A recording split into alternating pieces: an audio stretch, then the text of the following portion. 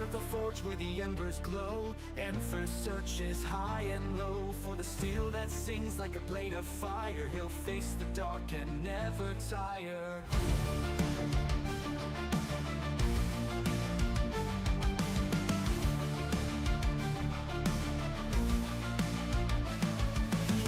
The cost, the weight he bears through endless nights and battle stares. Each strike of the hammer, each swing of the blade. The journey is long, but he's unafraid. Through the ash and smoke, the flames grow higher. He won't back down and forge his desire. Steel in his heart and fire in his eyes. He'll rise above, he'll touch the sky. Steel in the fire, forged in the night.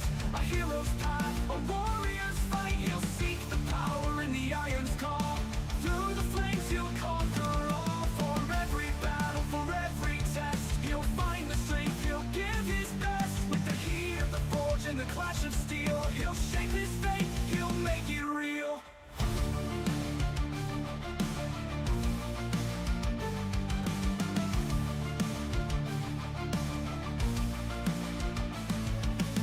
Echoes of war, the cries in the air. He's forged in the struggle, he's learned to dare. In the shadows of mountains, the caverns deep, he hunts for the ore that never sleeps. The stars above and the earth below guide him onward as the embers glow. With every blow, with every flame, he carves his legend and earns his name. Through the ash and smoke, the flames grow higher. He won't back down and forge his desire. Steel in his heart and fire in his eyes. He'll rise above, he'll touch the sky. Steel in the fire, forged in the night. A hero's path, a warrior's fight. He'll seek the power in the iron's call. Through the flames he'll conquer all. For every battle, for every test, he'll find the strength, he'll give his best. With the heat of the forge and the clash of steel, he'll shape his fate, he'll make it real.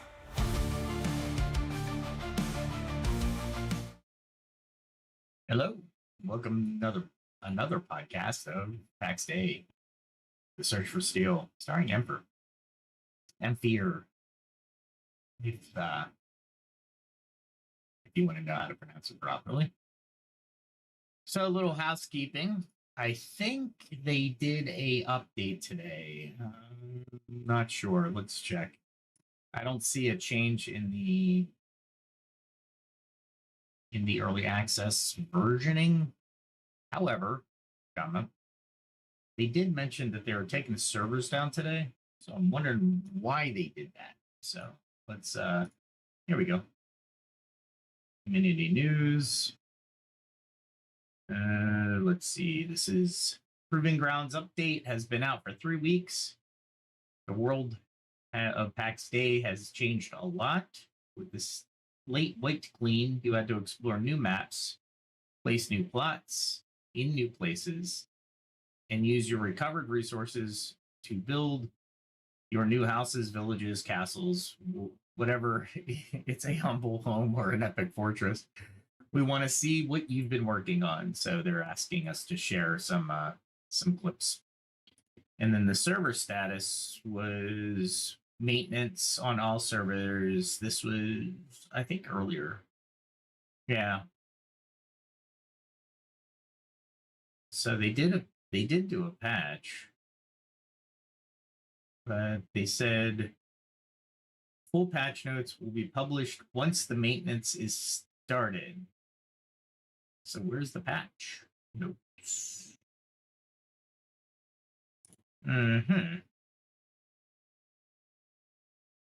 This is the 20th is the last patch notes on Discord. So they did something this morning.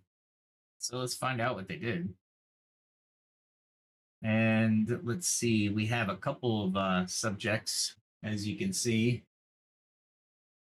for tonight's broadcast. And it is, of course, the quest within Pax Dei. We might actually go fight some more Justicars.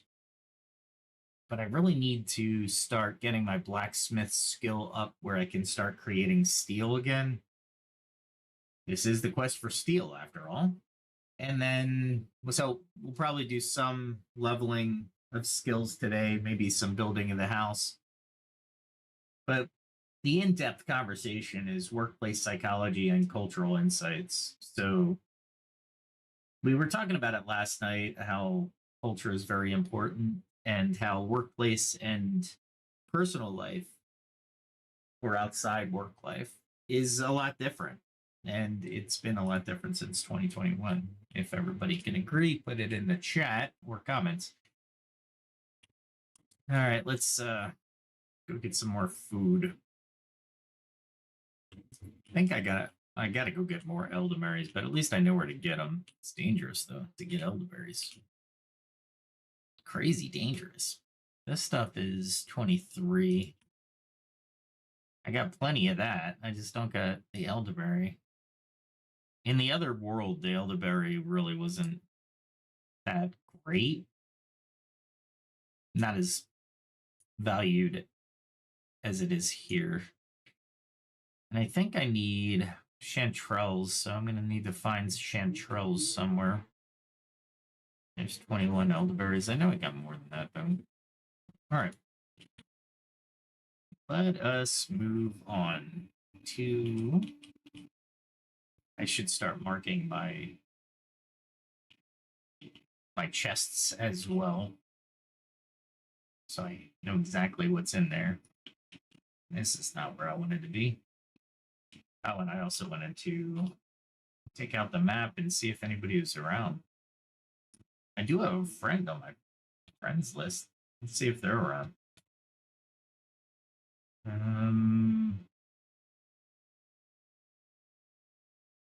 Yep, offline. And it's always good to check these features, right? We definitely want to ensure that we're checking. I only have one friend for now. Everybody else is more advanced than me, so it's kind of like, I don't need this. I wanted this because this is the blacksmithing stuff. So do blacksmithing and we'll probably do that one. I already have one of those. Large wrought iron crossbar.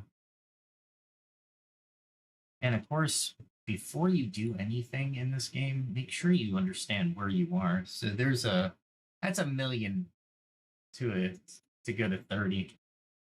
That's ridiculous. Let's see, wrought iron bar, wrought iron bar, wrought iron bar. It's iron bars. I knew it made some, and I was like, crap. That's all right though. This is all gonna be thrown away.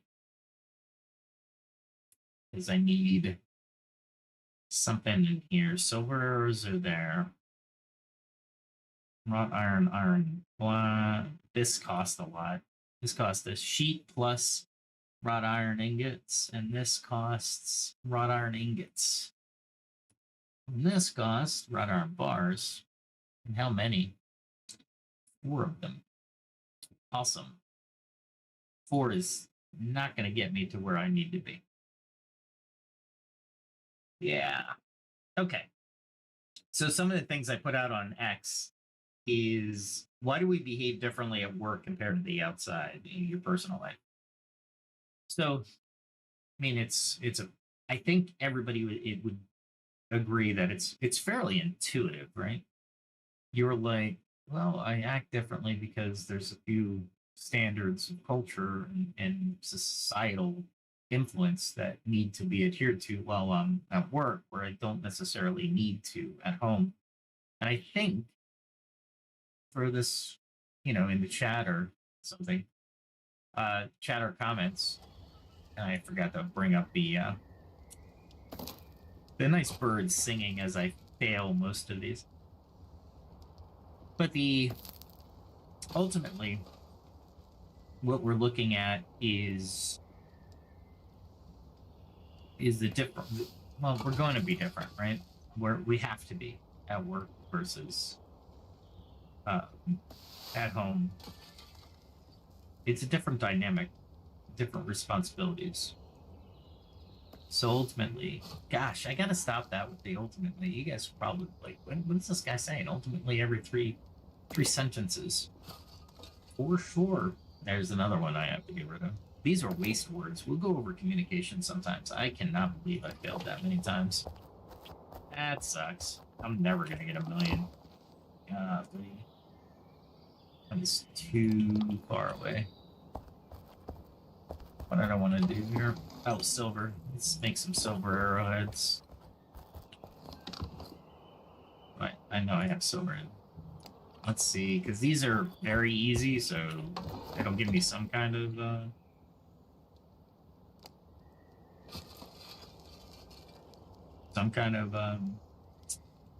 success, hopefully. And the first one's failed. Of course, the first one failed. It's very easy. I was gonna say, if I failed both of those, I would be very upset. I shouldn't have a 50% success rate on those.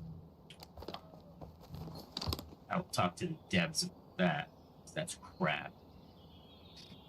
I don't even know what these... I don't even think I can make these. Let's see what they take to make.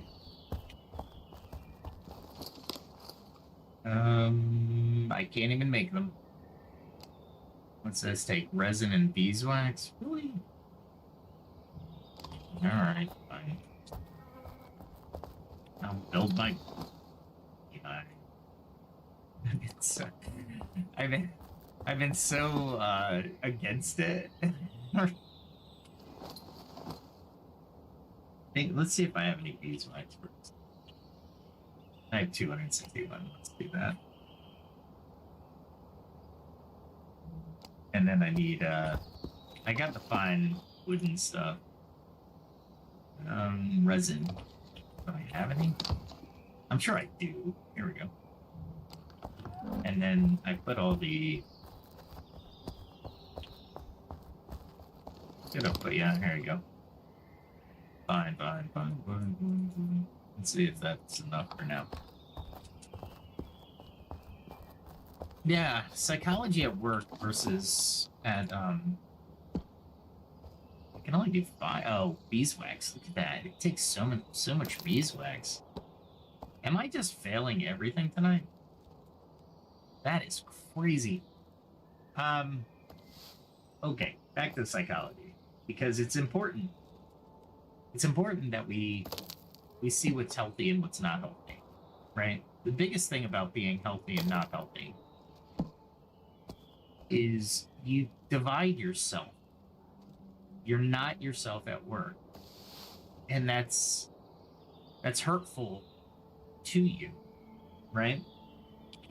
Think about that. A lot of people will say that you shouldn't be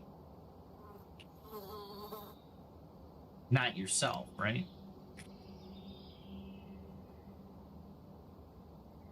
What's that? Bloody beer. Crap. Answer. I'll put it somewhere. I'm stewed on this one because I have to. Look at that. I have 500,000. God, it's gonna take so long to do this. Anyway, so let's talk about that. So, is being a different person at work and home bad for your psychological health? And common sense would say, yeah, it is very much so. I wouldn't have it, and I don't think it'll answer any differently than that. Oh crap, man!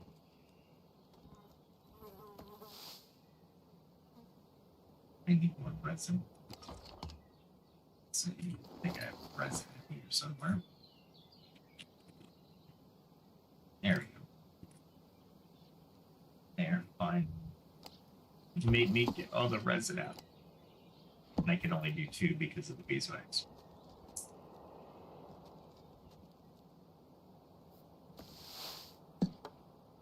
Yeah, I'm not getting much experience points per... They gotta really adjust these XPs. Because if they want us to level at all during this, they're gonna need... Alright, so that is mostly... That's alchemy stuff. That's not there. We'll put the alcohol on this one. Still need beeswax, though, so let's build the beehives.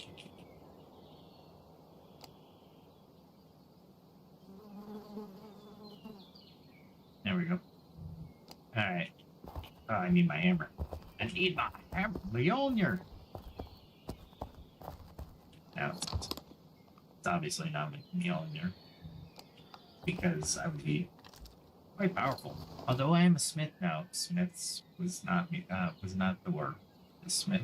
So I can't remember. Maybe you know in the chat. Out here.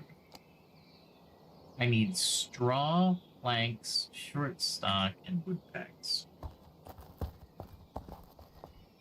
So I need short stock, wood pegs,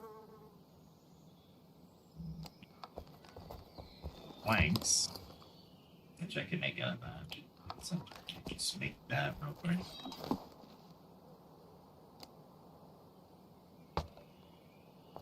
All right.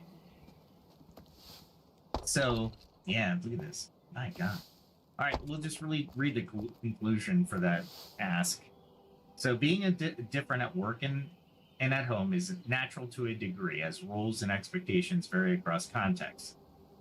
However, when this difference becomes extreme or requires constant suppression of your true self, it can take a toll on psychological health.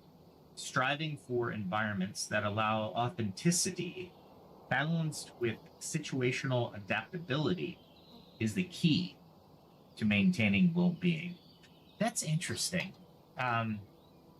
We all knew this, right? I mean, this is common sense kind of stuff.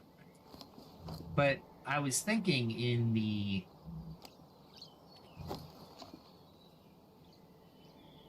just the other day, I was thinking about different aspects of my own personality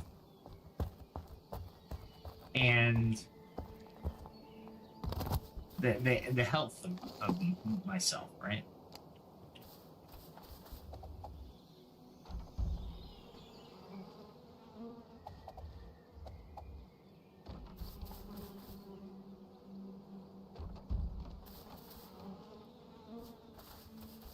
Now I'm just being ADD here.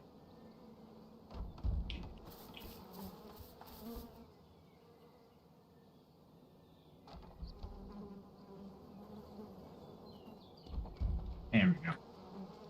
All right, and I'll put the rest away. Do I need to make something from there? Nah, I can use this, right? Why be lazy? Let's go around. All right, so what I was thinking about was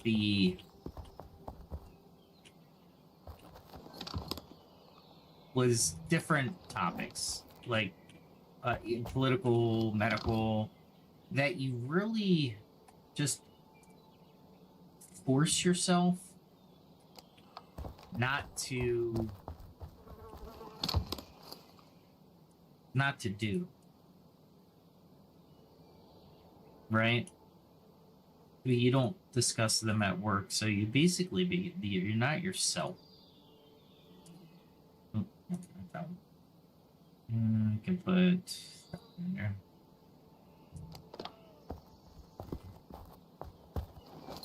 And long term, that's bad for you. It says it right there. It says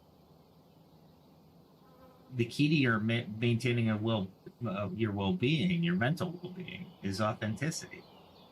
So if you hold back, right? I forgot I had to let's see how much this hurts. Oh, not bad. I have to actually key in what I want. Beeswax there. Beeswax there. And what I'll do is a search real quick, because hiding yourself or hiding your feelings is bad. We all know this, right?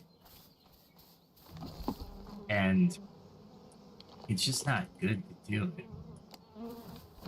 We'll just do all these flags.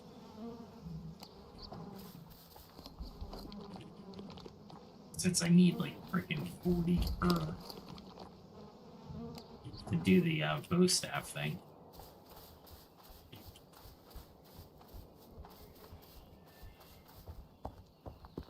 Alright,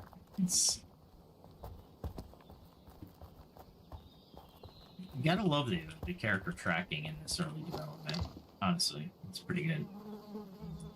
Alright, so let's see what it takes to make a bow. Since we have like 500,000 we have to go through before we can actually make the silver arrows. A rough bow, you son of a...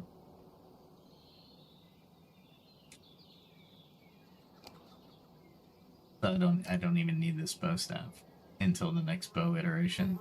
That's fine. Okay. So I'm stuck because I did not read the actual description. Awesome. Awesome, and I don't have enough beeswax to do that other one yet. Okay. Alright, so where am I stuck? Let's see if I do blacksmithing.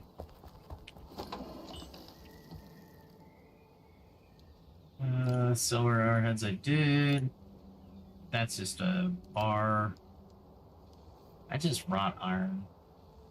Let's just do one thing of wrought iron and see how many that yields. Not like I can't go get wrought iron fairly easily. I just need to do the ones that create only 6 out of that? Oh, damn.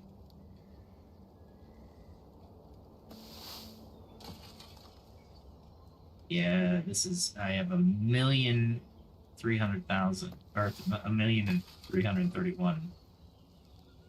At 3,000, that's gonna take me, that's gonna be 3 divided by, or 3 times. Calculator. So if I have 3, let's say 1 million. Divided by 3,000. 333 times of this. And I only get 6 per. I only get 6 per. That would mean I need. I have 6 per times 334, just to be safe. I need 2004 wrought iron. Wow, that would rip through this entire thing. Wow, that's gonna suck. And that's at one of the easy levels, which I'll fail at least once or 3 times. No, in this game. I was gonna say here's the first, and you don't average 3,000. It depends on how well you succeed. So right around in here is 3,000. Say 3,100 just passed here. Interesting.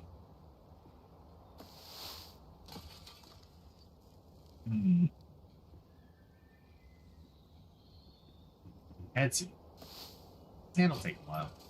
It'll probably be version 1 by the time I get there. This is one of the things about the game that clans, I believe, help, is the fact that when you are trying to skill up to a certain level, going adventuring is near impossible. And why is it near impossible? Well, quite literally, it's near impossible because you can't craft or create things that would actually be things that you would be on your own, if that makes sense. Meaning, like last night, if you caught the episode, I was going up against like some just nasty creatures that said they were 16th level, but they were nowhere near 16th level. They had hit points for days. and then you had the boar that were like 34th level. And it honestly, it doesn't, all this leveling to creatures, I have no idea. Let's look at my character sheet after I do this and figure out if there's an actual leveling, a general level. Yeah, I figured that was going to happen at least once.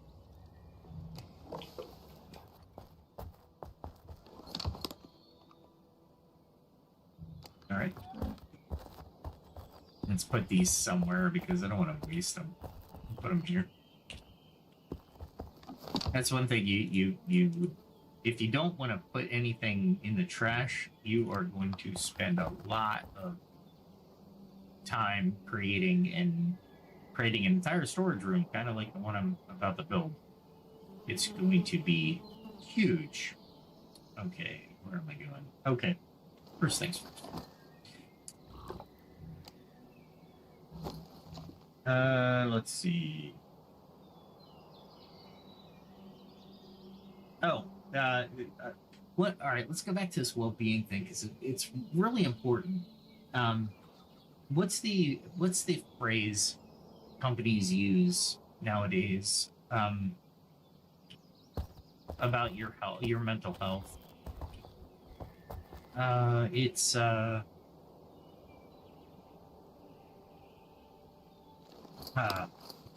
can't remember. It's a work-life balance. Work-life balance.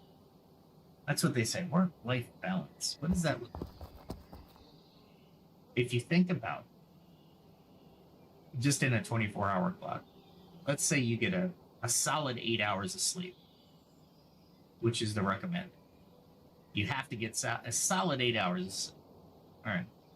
So you get the solid 8 hours of sleep. And then you have, well, let's, my math is escaping me for some reason. Probably because I'm totally tired. Because I don't get 8 hours of sleep. All right, so there's 8 hours. And then you work 8 hours, right? So that's 16. So that's 16 gone from your day. Minus 24. So you have 8 hours for your life. That would be a work-life balance. If the 8 hours didn't cover 1 hour that you spent at work. So let's say minus 1 hour because it's not really yours. Plus 1 hour, sorry. So you have 7 hours after work. Right? Or no, not after work. You have 8 hours. You get up at 6 to get to work by 8.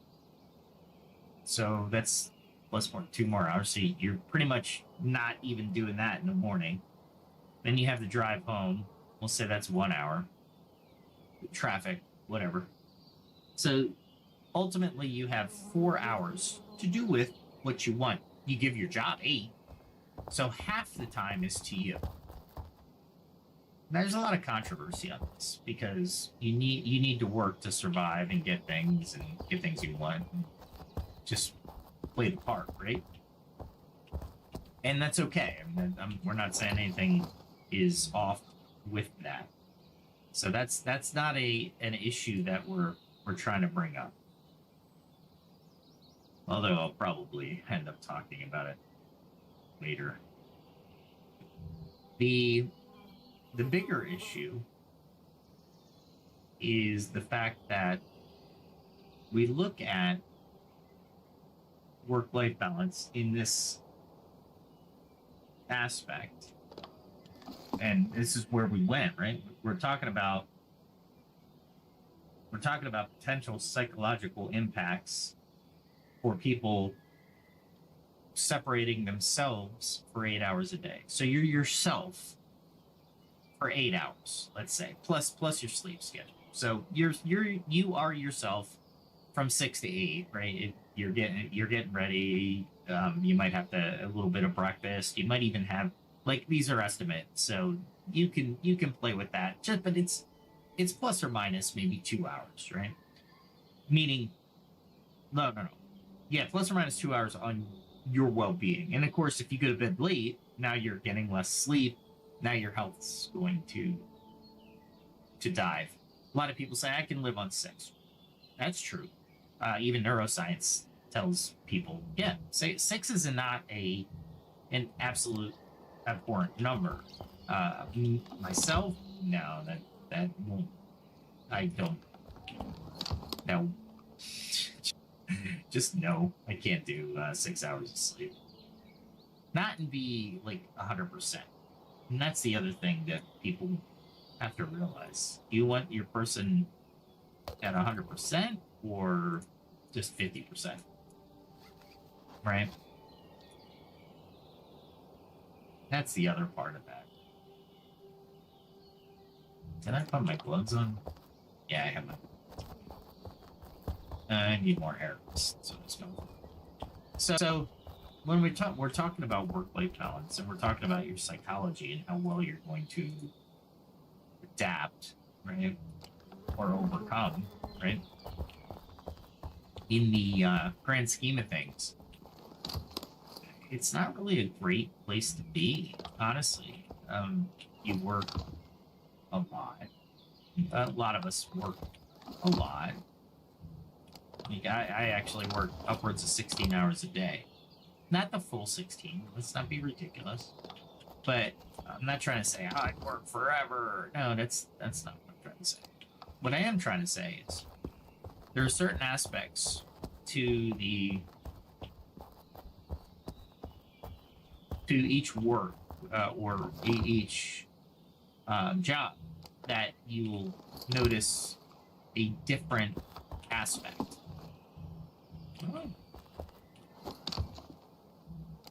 So that's the bottom one. There we go. I need 1, 2, 3. There we go. Can I fix my bow anymore? I can.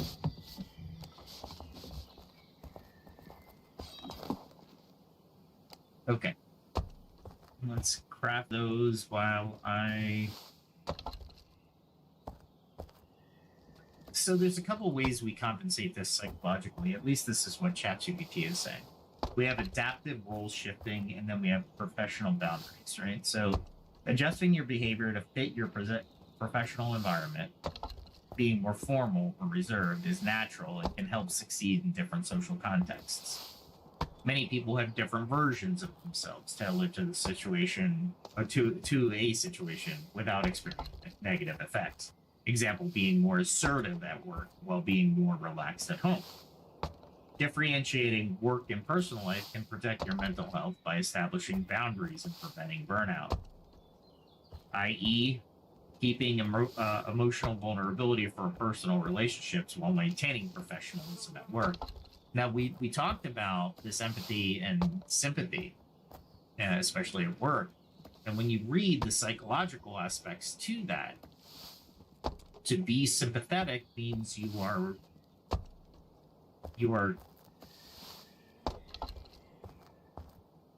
how should I say this? You are exposing emotional vulnerability, meaning you're becoming vulnerable, right? You have to be. It's what sympathy requires in order for you to use it. In doing so, how many of us show vulnerabilities on?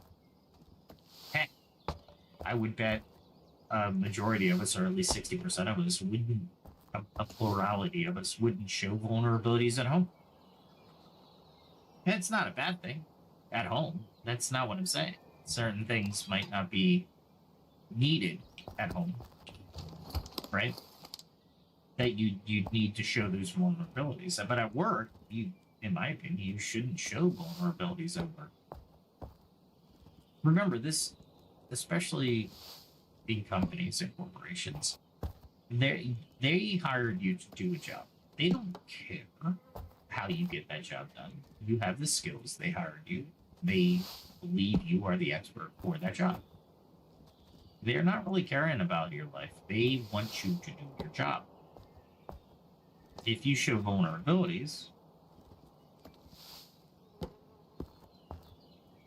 now let me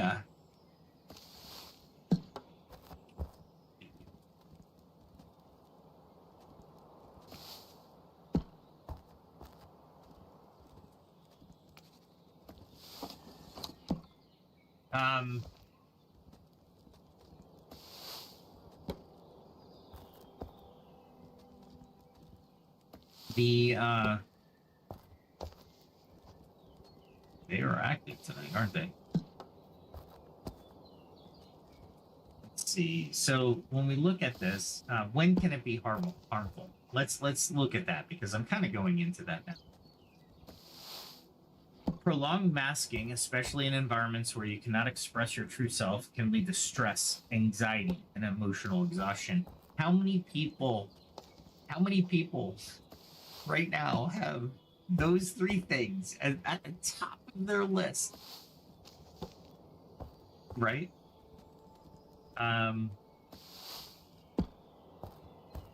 For example, health problems, right? Everybody says stress is a big health, it creates health issues. 100% it will create health issues.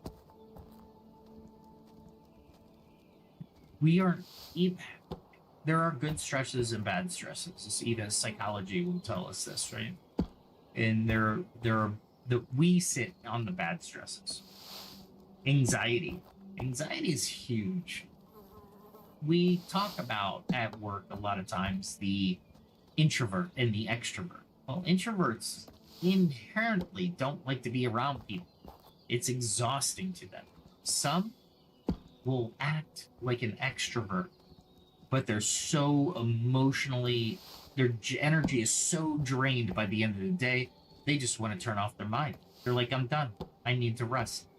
I don't have time for anybody else. Or I don't want to interact with anybody else, even my family. I am just completely done. And is that fair to somebody? I'd say no. So we go back to the question at hand. When we're looking at well-being of our employees as leaders, the first thing I look at is work-life balance. How do you manage that? Well, there's a couple different ways, but companies don't really give you the tools to manage that for your people. Meaning, if somebody needs some time off for whatever reason, I try to give it to them, right? Hey, you need to do something? Go. 100% behind you. Just go.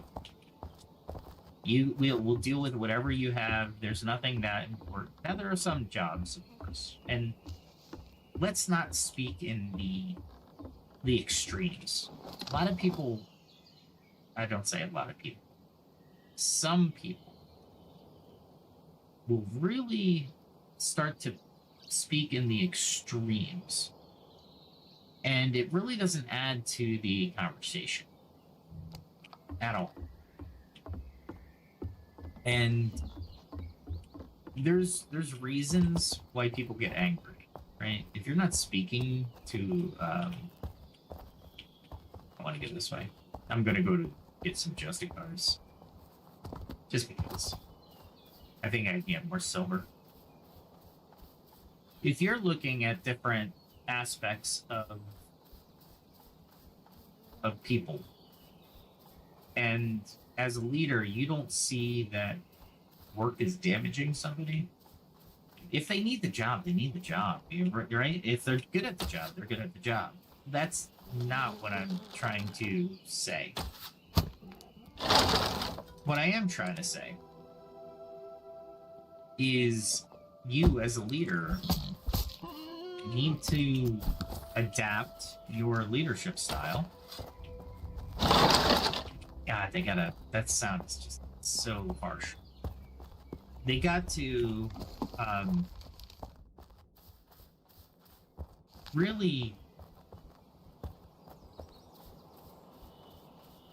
I dare to say the word, I really don't want to say the word manage, right?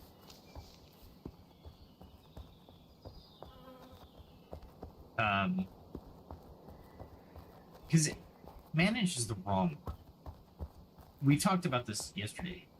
Leadership and management are two different things, in my opinion. To manage somebody is to manage their process. And if they did A, B, and C, and D, to lead somebody is to provide information, tools, resources to that person to accomplish the task at hand, or the process, right? When we're talking about when people, especially introverts, start to excessively mask themselves as extroverts, it's tiring. It leads to anxiety and emotional exhaustion. So in that realm of thinking, you know what? I'm gonna go up there. It's closer. The 8 hours you spend, 10 hours you spend at work, leads to health. It literally manifests into health issues. What do we do when we have health issues? We go to a doctor. What do? They prescribe medication for things that, honestly, you don't. A lot of times your diet can help. I'm not a dietitian or a doctor, but let's face it, we're over medicated as a society. There's no reason why we need to be this medicated, in my opinion.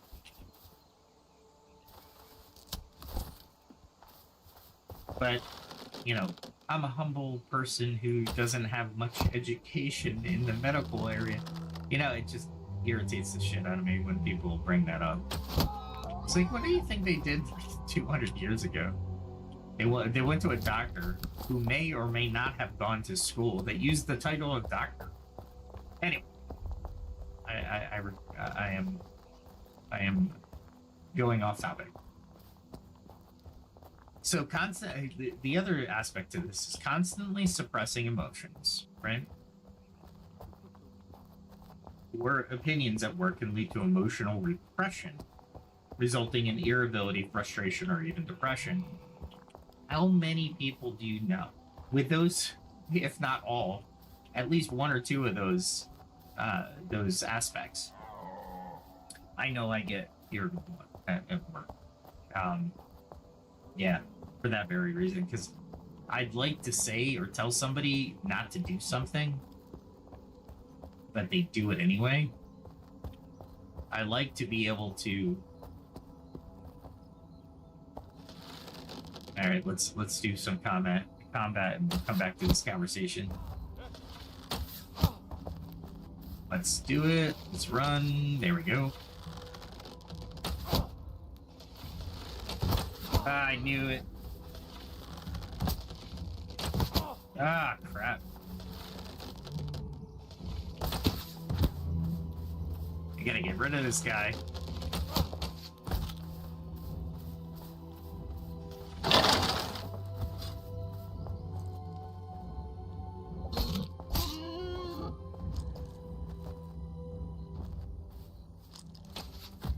All right, here we go.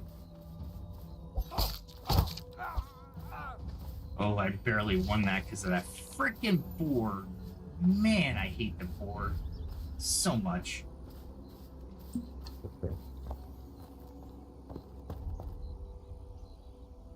I thought I had it. Let's heal for a little bit. That boar came out of nowhere. Anyway, well, while I'm regenerating. So when we're talking about suppression, how many people know irritable, frustrated, or even depressed people? Depression is becoming more and more. Why? Why do we get depressed? Why are more people getting depressed? Well, look at the jobs. Look at how they're formed. This happened in the 80s. This happened in the 70s. This happened in the 90s. This happened in the early 2000s. So don't let anybody tell you that this is the first time we're seeing it. No, this is the first time actually people are just fed up and talking about it because they're medicating themselves because they don't want to feel this way.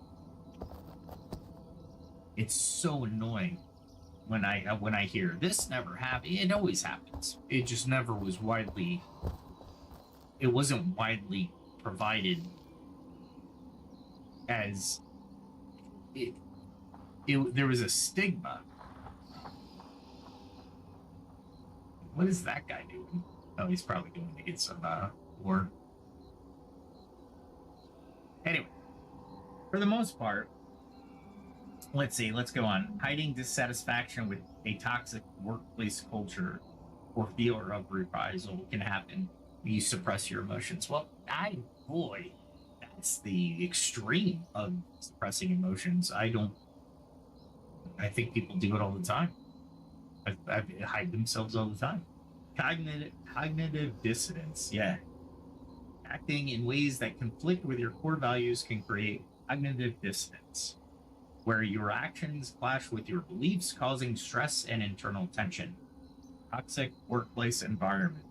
So, example, supporting policies at work that contradict with your personal ethics. On those lines, I know you need a job. We all know you need a job. However, with all of that said, you need to get out of there.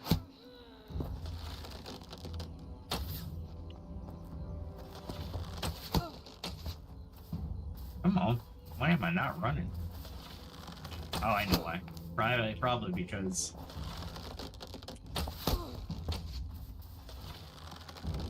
See, without a board here, I can actually...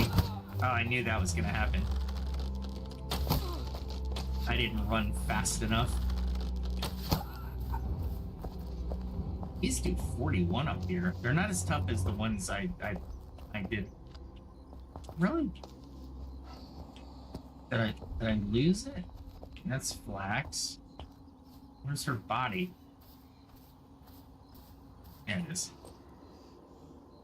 Oh, no, I need that. Okay. Alright, so cognitive dissonance is basically get out of there. Alright, honestly, if you can't quit, you need to find a job so you can. If you need to move, you need to move. We gotta remember that when you're talking about your personal ethics and your belief systems,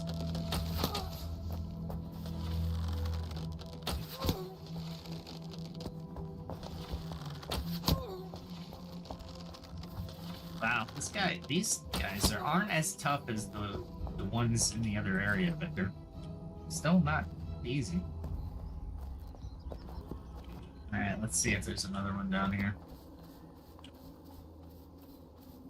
Like I said, I really wish you could pick something up.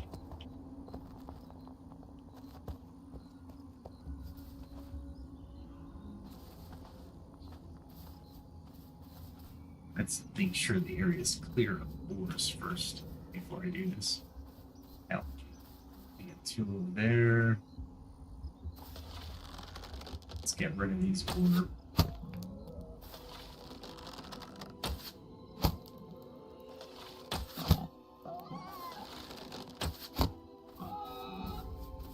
Yeah, my bow is strong. Alright, now I can start to take these guys.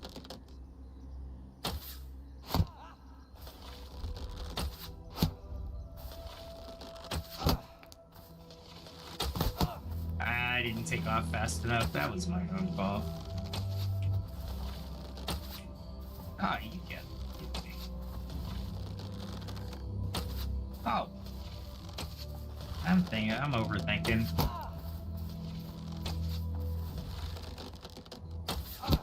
Their armor is quite good. I tried to come up with another fighting song today. I didn't like it. But it wasn't bad. It wasn't bad. It wasn't what I really wanted.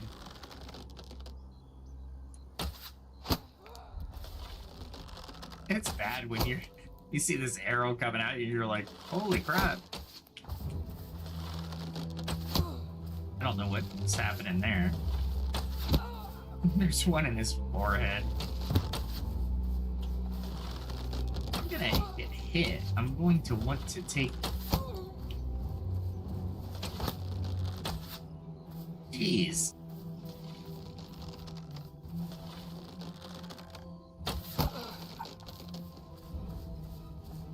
Golly. Said, wait, what did they just come from the mess hall? Tallow. Hell is this tallow crap? Make sure there's no ore, because I will die. Once I heal, I can... Is there one guy down there? Yeah, there's still one guy down there.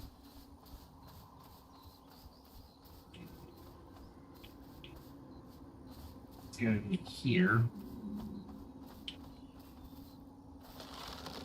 Like it's a goad.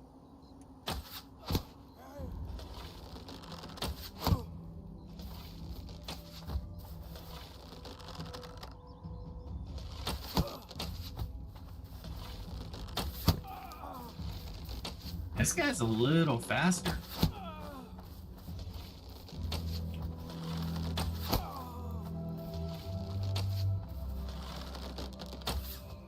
Wow, sidestep me.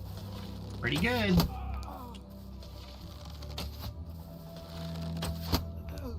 Yeah.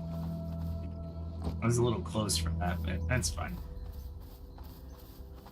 Okay, so cognitive dissonance is probably one of the worst ones you can be in, because that is a true toxic work environment, right?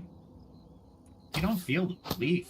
You're like, hey, we don't care if we're known as people who are stealing from other people. Sell the a good one is what was that show? The Good Place, where she was a one of the characters was a vitamin salesman. She's like, oh, you mean the vitamins don't do anything, and I gotta sell them to old people to take their money? And they're like, well, yeah. And she's like, okay. Well, normal people would be like, nah, I don't want to do that. That literally goes against literally everything that I stand for. Right? So, no. And that should be your answer for that. However, oh, I'm glad I saw this before I did this. So let's,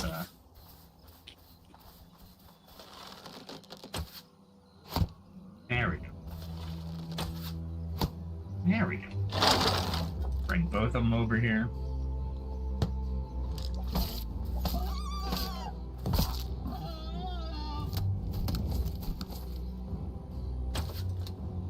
I like how you put away your spear like a sword.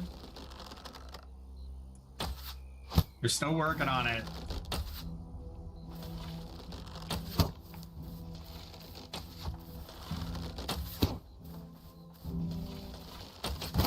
I knew I was gonna get hit. I was like too bold with that.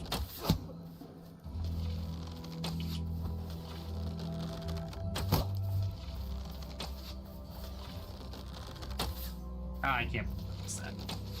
I can believe it. That one I can't believe. There we go. I got topaz. Awesome. Oh, that's what I would. That'll dull in the pain for the next one. These guys are freaking insanely powerful.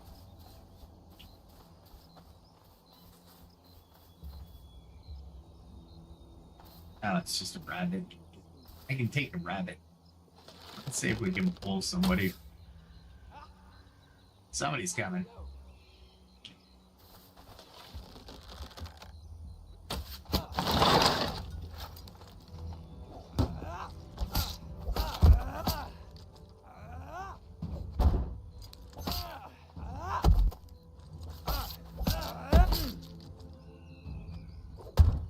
He's trying to do something to me.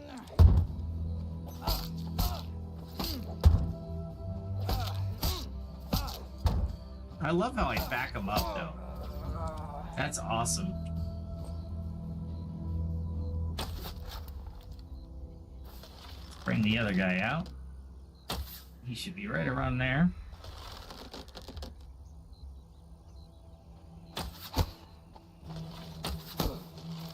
Run. That tree's gonna be a problem. I can't believe I got that one. I'm gonna put that in shorts. That's awesome. When you can't see, that's when what happens. That's when the magic happens. And we're on a serious topic, and I'm laughing. I know. It's terrible. It's cognitive dissonance for some reason. Poison resistance.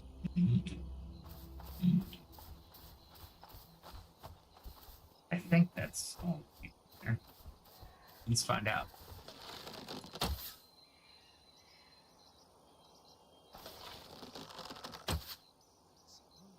Yep. I'll waste 2 arrows, right? Glad I looked down, huh?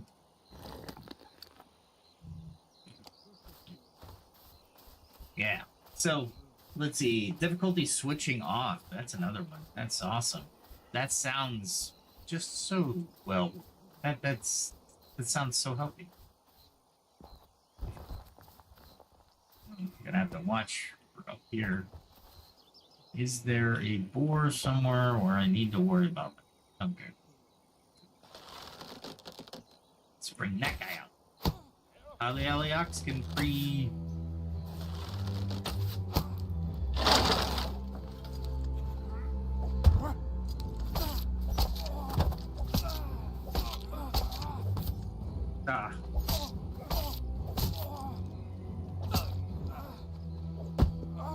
That's my own fault. I totally took that battle in an undignified manner. That's alright. I think this guy's upstairs. There he is.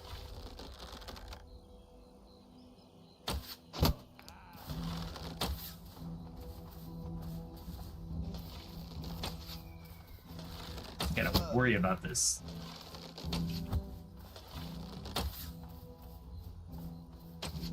The cliff is what I have to worry about, right? Ah, come on. There we go.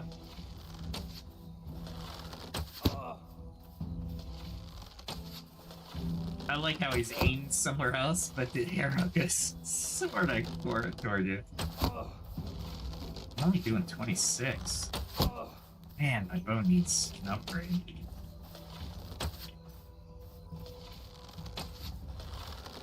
So I'm doing a lot better with these arrows than most people would be on the 41.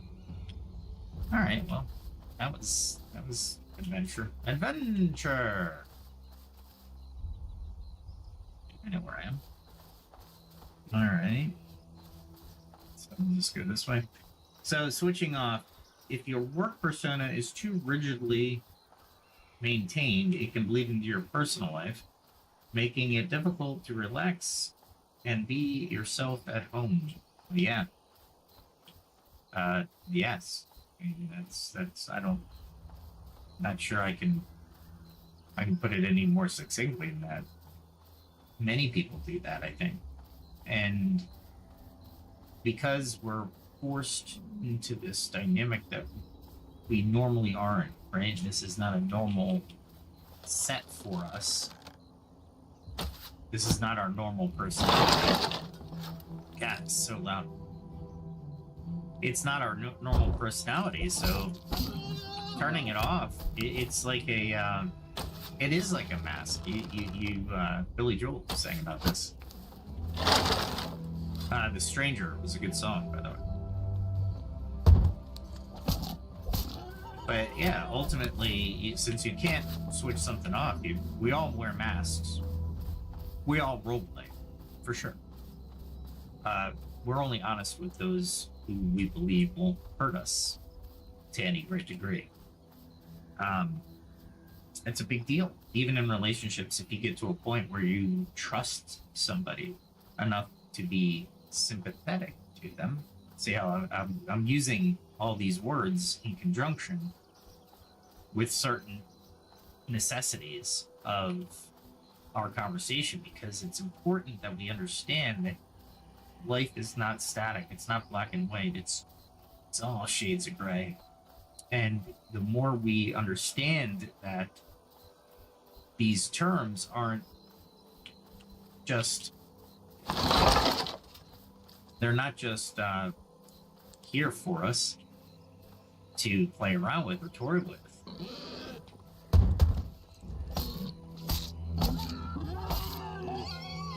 I was wondering if I'd get that fourth hit in on him.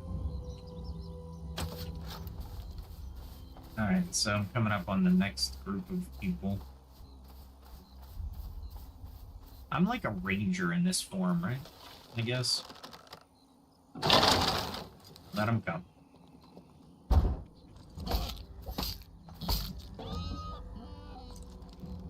Come on.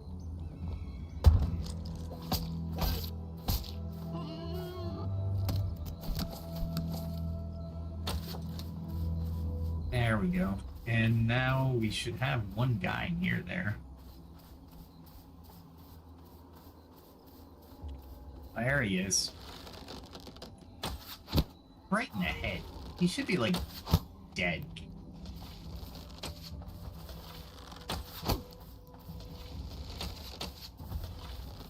As long as I can keep these guys at a distance, I should be alright. And relatively in sync with each other, we should be alright.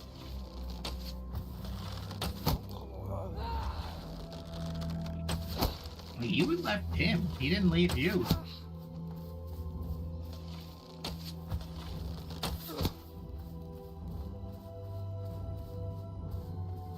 Alright, I'll take the shot. Oh, I knew that. I was like, it's got too much of a delay. The circle is how much power and how much accuracy you'll have when you fire the arrow. You'll see me at long distance have to adjust for that because I don't do normal things. And it's...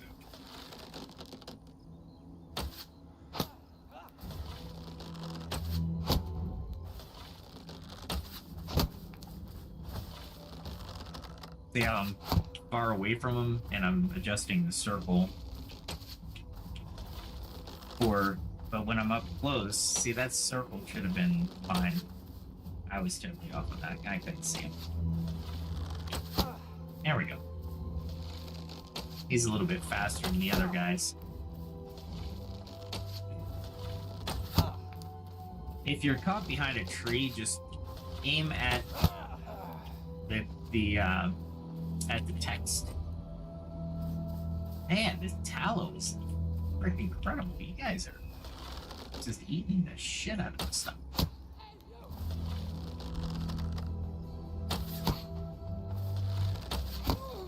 You came over the tent.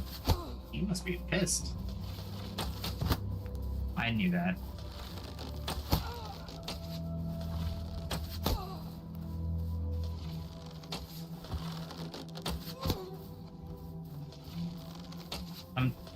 It would be great if they whoa, that sucked. I'm wasting an arrow for that. That hitbox should have registered that one. I'll take the last one. Is that it? No, there's gotta be one more. There he is. There should be like a backstab percentage. Ooh.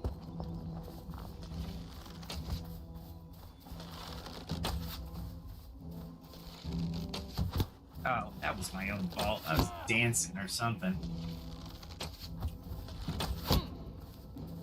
Hit the 21, right? Don't have to do a full draw. They let me.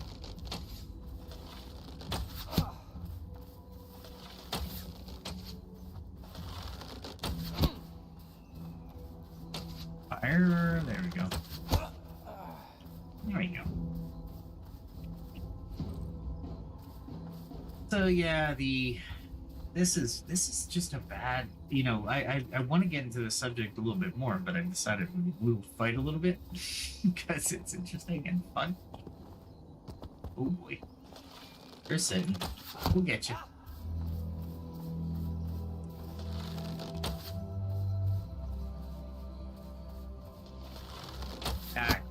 Oh. There we go. Oh, I thought I could get another shot off, but I couldn't. There we go. Come on. There you go. I'll just key in the head. You gave me the time, buddy. You give me the time, I'll give you the beer. Alright. You insist.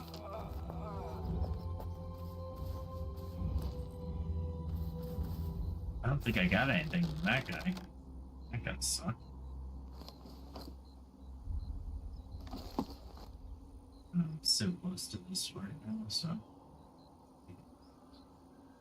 do a I don't think this does piercing. Yeah, it does. Oh, no, so it should be alright. Alright. So let's get back to that conversation. And in the comments or the chat, let me know what's going on. Let's see, with what ChatGPT is saying, how to strike a healthy balance. Align values across the context. Aim to work environments that align your personal values to reduce the gap between your work self and your home self. Well, yeah. However, let's all be honest with one another. You can't just up and quit jobs. You have bills to pay. You have a lifestyle, right?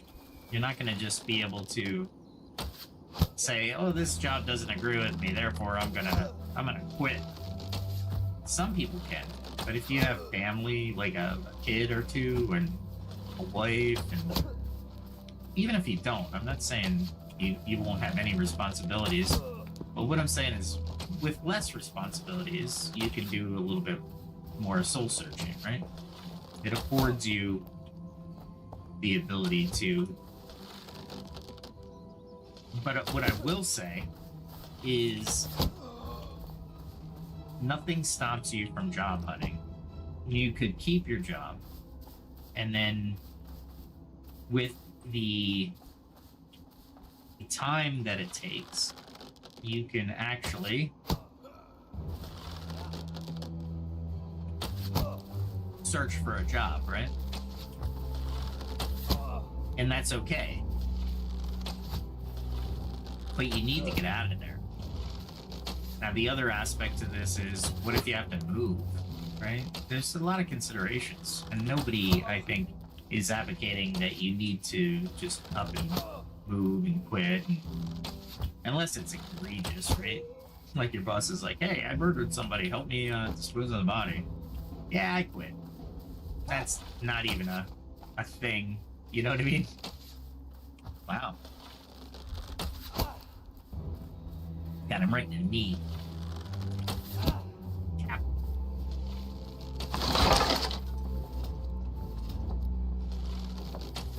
Ah, crap. I'm screwing around with this.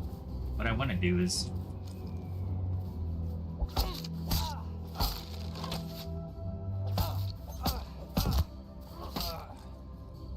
There we go. I wanted to get my spear in there a little bit. Start fighting these guys without having to run, you know?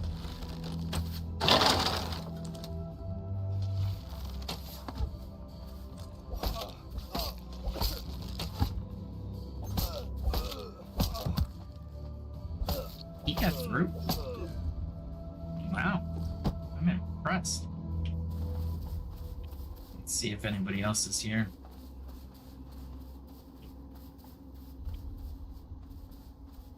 Nope. Alright, let's see where I'm going here. Yeah, let's go this way. Actually, I'll keep these out, because I might as well kill some birds as I'm moving on. So the first thing ChatGPT says is align your values.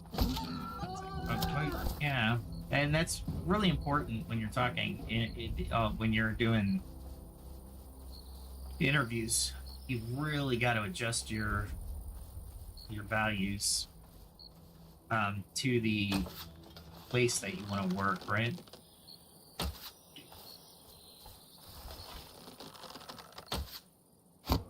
There we go. Let's see. Practice authenticity where possible. Yeah, I mean, I'm gonna say no to it, but at the same time, while maintaining professionalism, try to incorporate aspects of your true personality into your. For example, share your genuine thoughts in meetings or connect personally with colleagues. Yeah, I get the connect personally with people. As a matter of fact, there was a time when in my life where they were like, "You're not personable." I was like, "That's not even a word, personable. Like, do I have to be personal? You know what I mean?" I just went through 200 arrows. Awesome. They were like, "Yeah." God. I didn't hit the arrows first, so it's gonna take 3. There we go. Might as well keep these out, huh? Alright. Set boundaries. Create clear boundaries when work and personal life, such as not bringing work-related stress home or keeping personal matters out of professional transactions or interactions. Yeah, for sure. That is definitely something you should do. But at the same time, see, this is where people get mixed up because people say, "Oh, no, you make everybody your friend. Make sure they know you personally." And it's like, yeah, but I don't want to. I don't think that they need to be my friend. I don't see why they need to be my friend, right? But people will say that all the time, and it's like, if I'm gonna keep my work life, and my business life separate,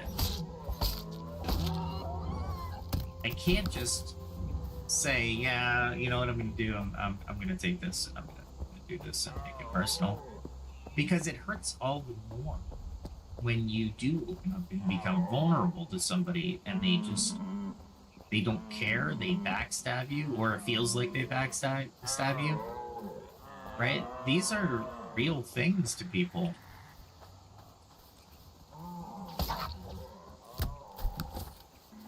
I knew that badger was there. There we go.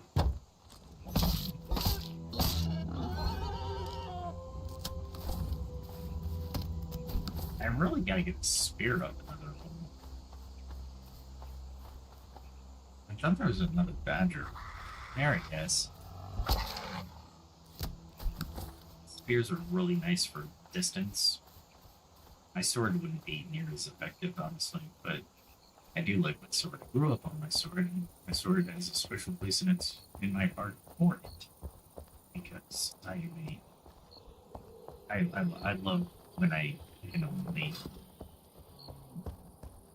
I just love the honor of the sword being my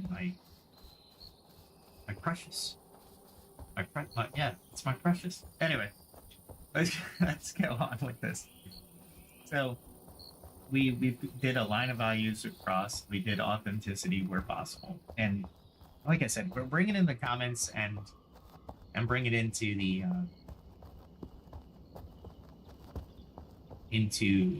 chat if you disagree, or if you can share a story where these things ring true and you wish you had these tools prior to that moment, or you had to discover these tools on your own. You already knew about them and you just found them here again as a reminder.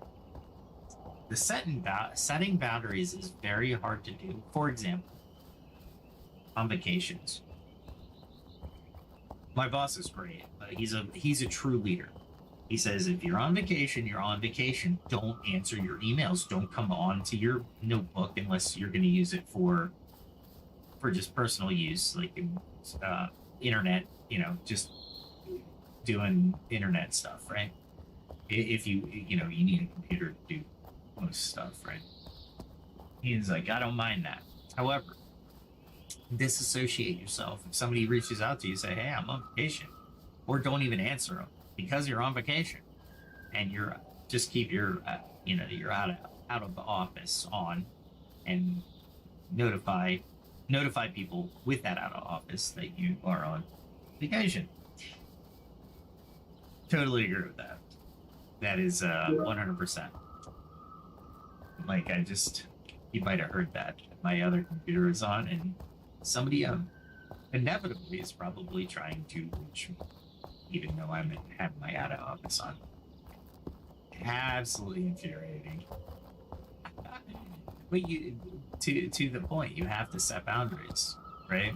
And it's not a small thing to set those boundaries. You have to set the boundaries. It's not a question of should you. It's a question of have to. It's a question of sanity. As we've been talking tonight about psychology, it is your personal space. It's important that you understand or relate this to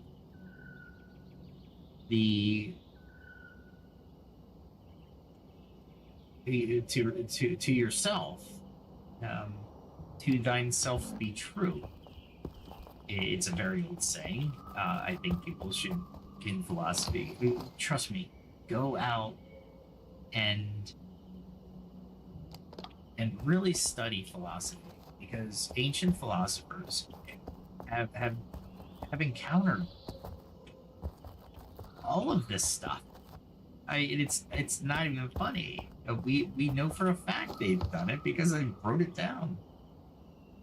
So my point, I think my point to that is, if you think you thought of something, more than likely somebody else in all of history, I'm talking maybe trillions of people, or at least trillion people, have thought of it as well. And it's not to say that you shouldn't be thinking of these things, or that your thoughts not your own. You will have different experiences than other people, even the ancients. Well, especially the ancients, right? So when we talk about it and we converse, understand that I'm coming from a place of vulnerability. I want you to improve yourself. I want you to go out and find these different things for yourself. Educate yourself. Become part of your solution. Very important. Very, very important. Yeah, this is the first time I've been in this room since I started the illumination project, and it looks pretty good. Oh, I could put a table in here. I just realized I can make a long table. That would go great in this room. Anyway, so I said that. I'm interrupting my own thoughts. I told you guys this was a channel of chaos, absolute chaos. No,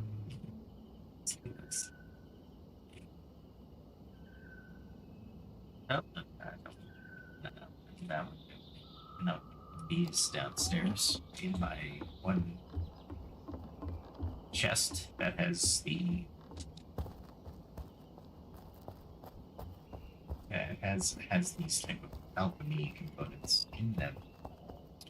I think it's the bottom. Yes, it is. There we go. And I'm using G, by the way. So when you see me fighting, I'm hitting my left or my right mouse button a lot, and that is for blocking. Left is for striking. When you're in a chest, G is for a transfer without using it. Make sure, if you play this game, you understand that, because you'll eat mushrooms that aren't good for you, and you'll take the negative effects until they wear out. It's just frustrating. It won't kill you. It's so frustrating. All right, let's see. I have killed a lot of Justicars tonight. And that is okay. You know what? I do need arrows. So... yeah, let's do it. We can do that, and we'll talk a little bit while I'm doing the wrought iron arrows. That's going to be a lot of arrows. Okay, so we've aligned the values. We've practiced authenticity. I would honestly, you can try to practice. I'm not saying you shouldn't. I just I yeah, because it says while maintaining professionalism. Like, don't be if you're really frustrated. Set boundaries. Yes. Reflect on your environment. If the work persona feels too far removed from your authentic self, consider whether the work culture or job itself might be contributing to the psychological strain. Okay, yeah, that makes sense, right? But yeah, let me say it this way: we all know, we as individuals will look at that statement and say, if we feel too far removed, when's the last time you were introspective enough to realize that you were hurting yourself? Yeah, raise your hand if that happened to you. Let me raise my hand. You don't see it, but I'll raise my hand because yes, that absolutely happens. Okay, let's see. What's the other one? Seek support. A lot of people are seeking support, and I think this is where we're at least professionally, right? A therapist, and they're getting put on drugs mostly. This thing stopped. I think it.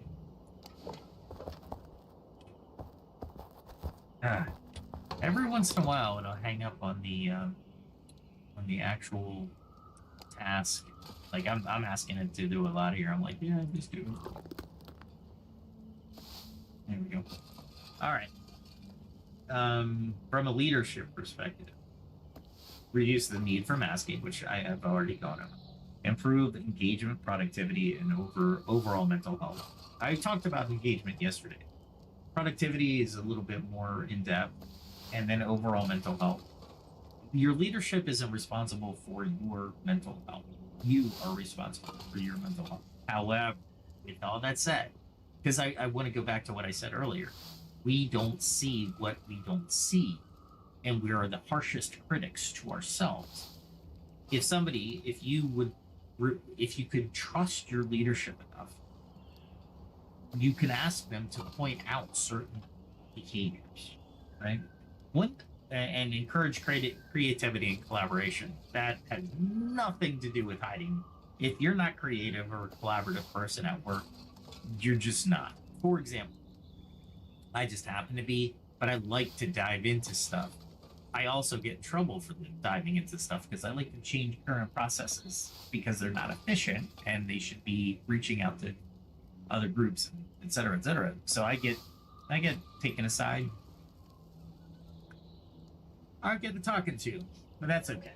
I'm not so worried about those things, and you shouldn't be either, right? But the big one is reduce the need for masking. Leadership can only do so much, right? But the need for masking is where they can help. If they know you're masking, so you have to have that relationship with your leader where you can do the back and forth. Not necessarily a friendship, although that does help. For example, I vent to my manager because me and him are actual friends, or at least that's the perception I have. I would hope he is my friend, but I'm vulnerable to that point, right? I know he has a job to do though, so I'm never going to attribute what he has to do with what he wants to do, and that is I think, a very unique dynamic. Well, not a unique. I think everybody should do that because if you do end up creating friends at work and one becomes your leader or manager, it's you just don't stop being friends. However, the manager now has to take your friendship and move it and adjust it, right? So keep that in mind as we're evolving through these conversations in psychology, right? Overall, psychological impacts for being a different person at work are bad for your health. Period. End of story. So if you have these issues at work, or if you heard something tonight that you were like, man, this is me, this is what I'm doing, this is how I'm doing it, understand that you're not alone, first and foremost. And then you have the ability to, when you see it, you have the introspection in order to improve or change what we can't do immediately and determine any real direction is beliefs. We can't just simply change our beliefs. There has to be a catalyst, a strong catalyst.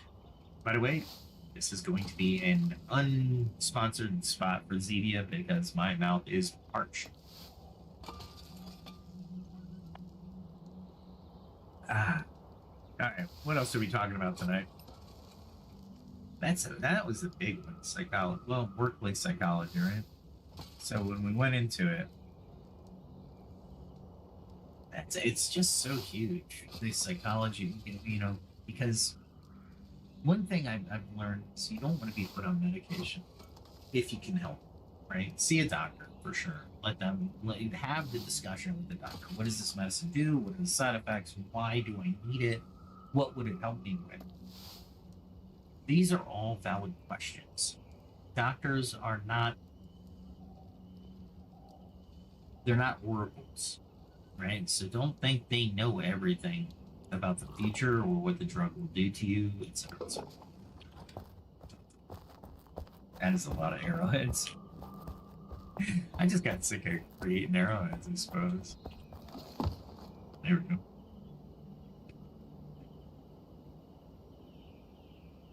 I'll just clear out a lot of them. Go get some. Go get some wood, and we'll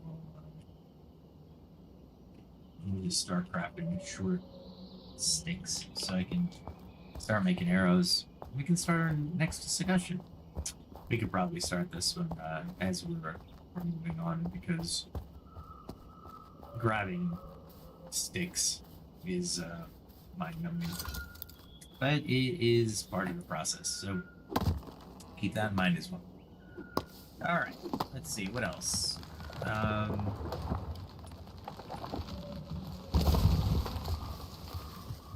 Here we go. All right.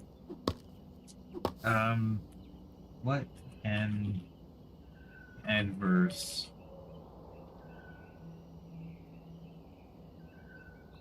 psychological issues have on your physical health?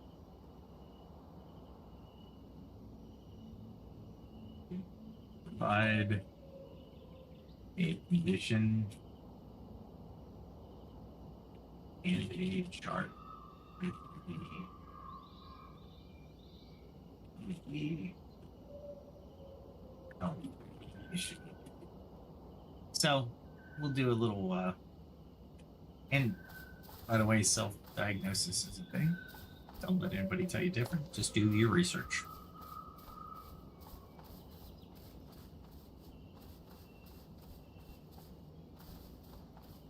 Okay, let's see. Wow, that tree didn't want to go down. All right, so, and again, I'm not a doctor, but at least we can talk about these things so you can go get them checked out if you need them. But chronic stress, physical health impact is cardiovascular issues, hypertension, heart disease, etc. Blood pressure symptoms, blood pressure, chest pain, heart attack risk, etc. I think that's a big one, right? I think if we did a stat check, that's pretty big. Go get checked out if you have any of those, right? Anxiety disorders, you have gastrointestinal disorders. Gosh darn it.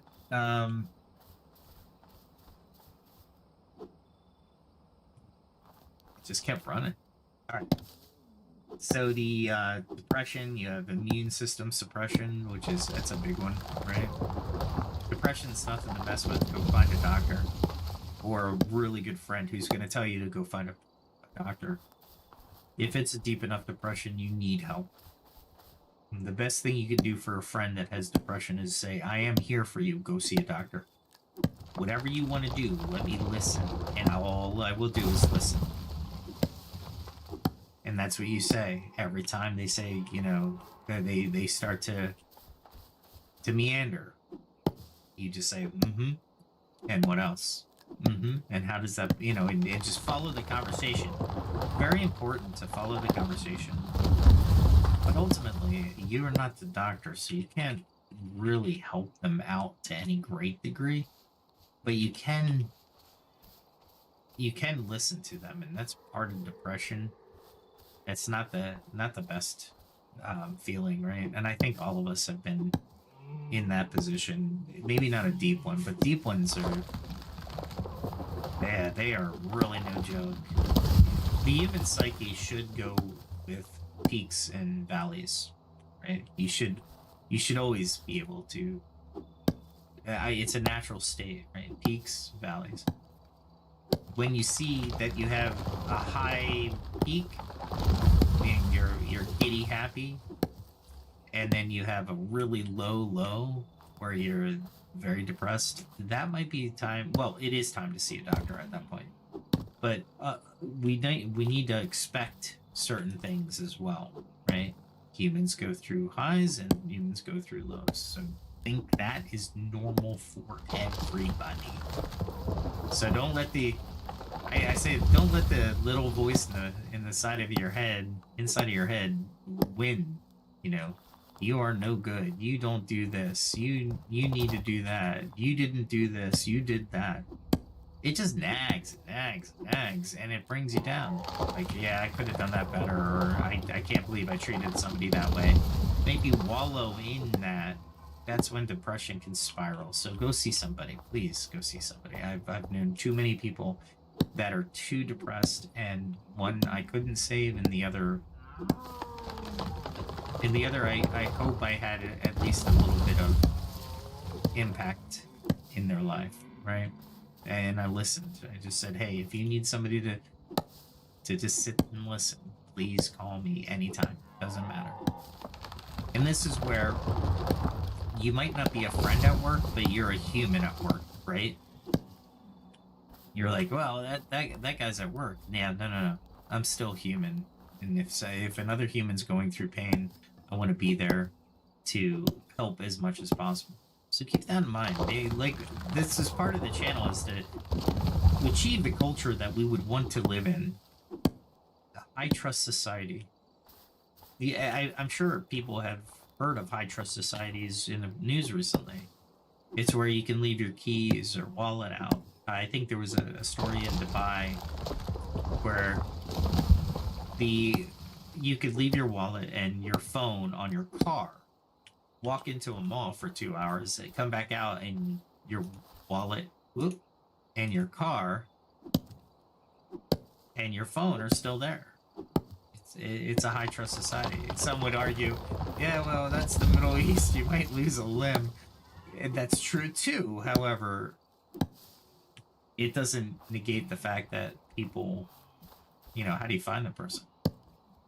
Right? On the phone, if they're smart, you wouldn't take a phone. And it has an inherent tracker in it. Nobody's going to attribute, a high IQ to criminals. I'm clicking off of the screen because I have the bottom open for my windows because I need to adjust certain things on the program while I'm doing this. PTSD is hormonal imbalances, adrenal fatigue, insomnia, right? So I know a couple people with PTSD. It's something I cannot help them with. They need to go get some help. Professional help. You can help them in different ways, right? If you know what triggers the PTSD, you can just avoid it. Like I said, be human. Even if they're not your friends. Like if somebody says, hey, I have PTSD and this is what triggers it, okay, I'll try not to do that around you, right? Now, here's the high trust society, though. Some people would try to use these conditions, these psychological issues, as excuses, and that irritates me to no end. And to me, that is evil, downright evil.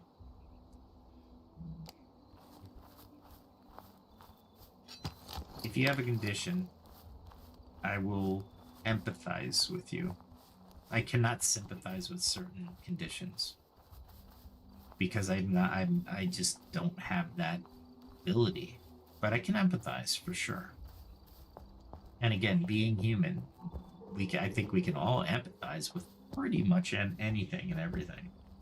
Social isolation or loneliness. This is a huge one. And this happened and occurred in 2021 to a lot of people, and even students, right?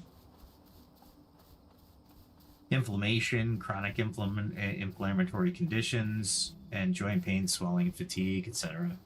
So these are things to look out for. Like I said, I'm not a doctor, but look out for them, and look out for them in your colleagues as well. You might be surprised when you say, hey, by the way, I heard about this thing that you were talking about the other day, and it said it's derived from this. Why don't you do some research on that if you haven't already? You might be at the point of the conversation where they're already telling you, no, I've already did all the investigation. Okay. All right. No worries. Right? So you can always start the conversation. And like I said, above all, be human, be empathetic. At a minimum, be empathetic. I would highly advise against sympathetic, but therein lies the issues that we could have. Well, not issues. I think we can have discussions on that, right? I honestly don't believe that everybody listening would be like, oh, we all have to be sympathetic. Because I don't believe that we need to be. I think there's good reason to be empathetic. When you're sympathetic, it's another level. Should you be? Yeah, sometimes. But you yourself have to decide when that sometimes is, right? So let's see what else is going on with this. Burnout, muscular pain,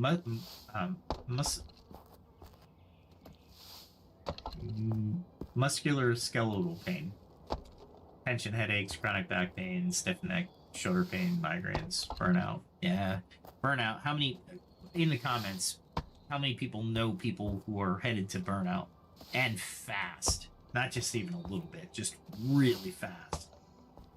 Keep that in mind. Please keep that in mind with people. As a leader, you need highest point to look for burnout. If somebody is burning too brightly, you need to lead them and actually discuss them and be with them the entire time. Why? Because you don't want somebody that's burning that brilliantly to burn out after 6 months, after 3 months, after a year. Because it takes a while to train somebody, and if they're that good at the beginning, you want to keep them. And hopefully you want to keep them to a point where you won't want to lose them and they want to be there. And that's an important part, because in the comments, how many people have burnt out? I can raise my hand to that as well. Generalized anxiety disorder. Respiratory issues, asthma, hyperventilation, shortness of breath, chest and tightness, right? I know a couple people with generalized anxiety disorder. And what I mean is, I don't diagnose them with that. They actually tell me that they have been diagnosed with that. And that's the other thing you want to be cautious of as a leader and as a colleague. You want to understand that people will throw around psychological terms.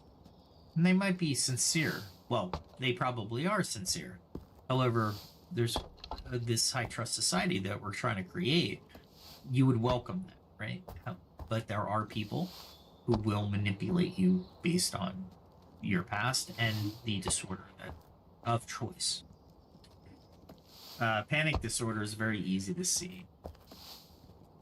So just you see panic disorders when there's a large group of people or that people have to present, etc. Especially people who are introverts who are not used to speaking in front of a great deal of people or a great many people. So obsessive compulsive disorder or OCD. OCD is interesting.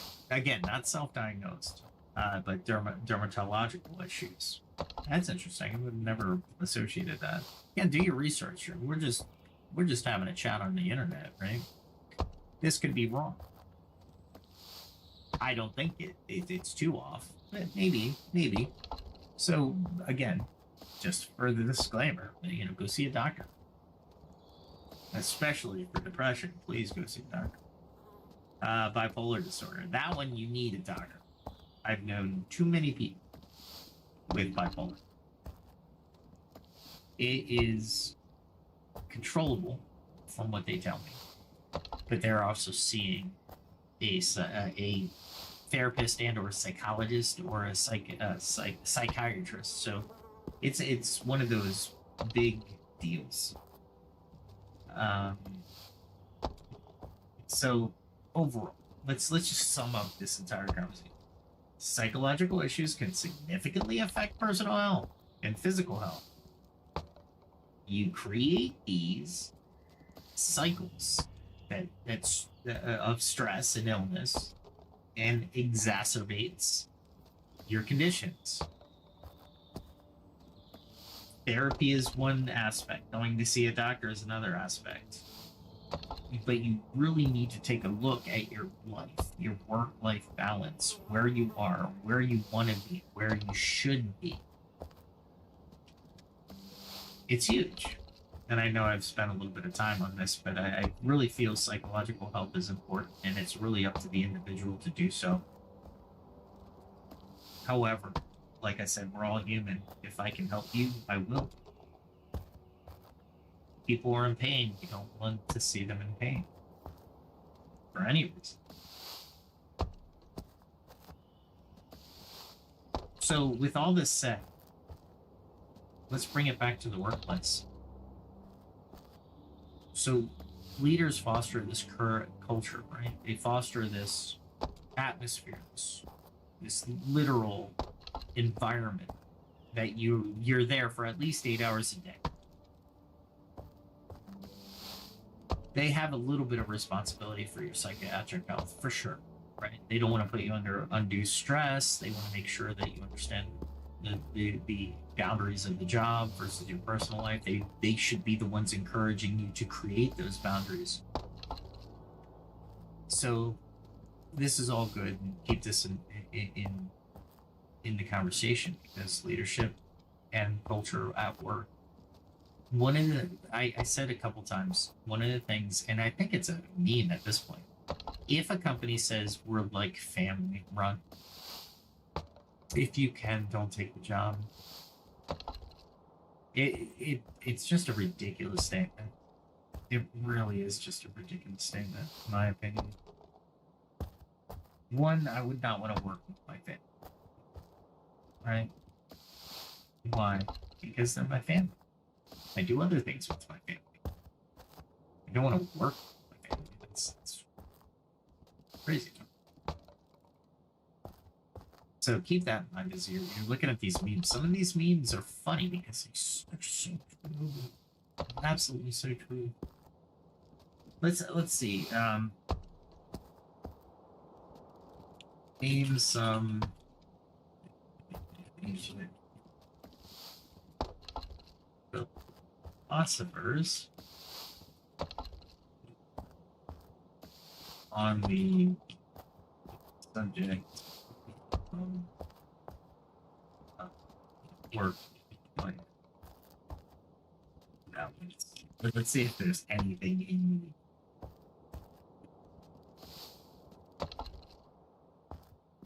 Let's see if there's anything in the database on that. I swear, if they bring up some, it's probably gonna have to interpolate work-life balance back into the ancient tongues, right?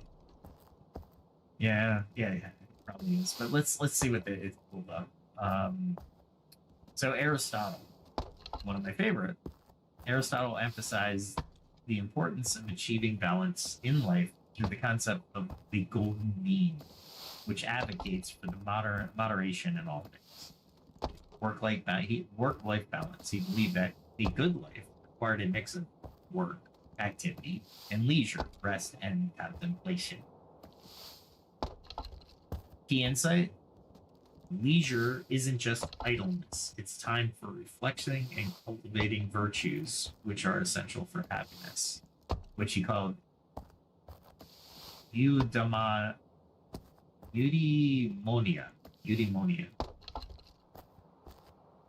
Socrates. So that was in like 384 to 322 BC, and then you got Socrates coming about.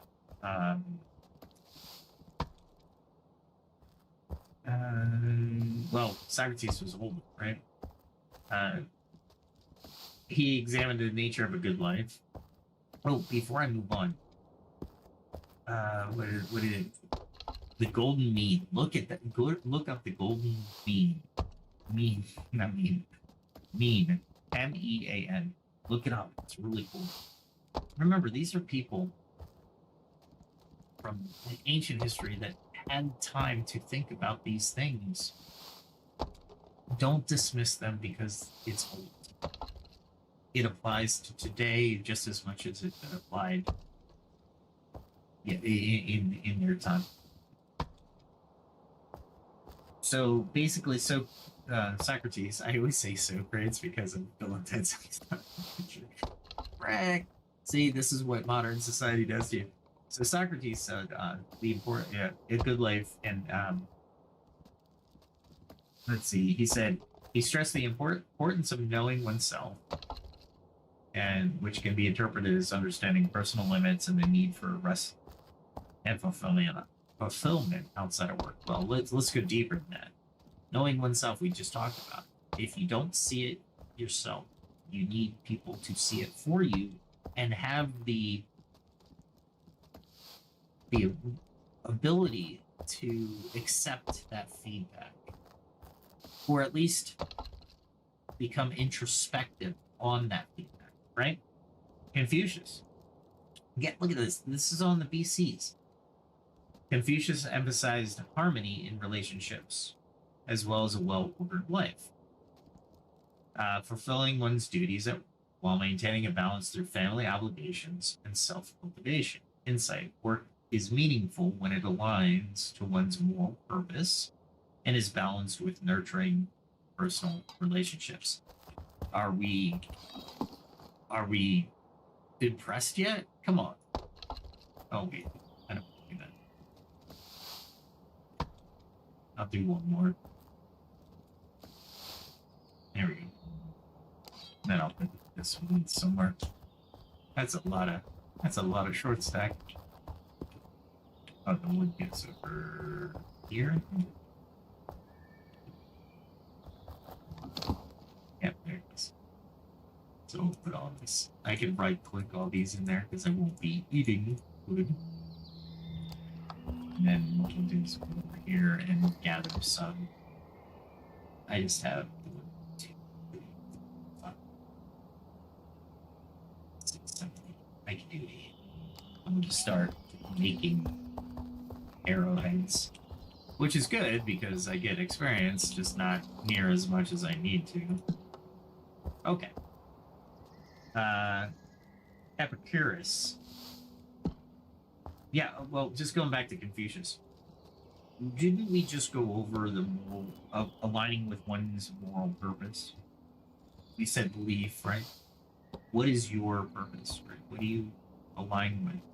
A lot of people, and we'll probably talk about this tomorrow night because it's kind of like out there, right? It's one of those science fiction things we like to talk about, but it's life after death, where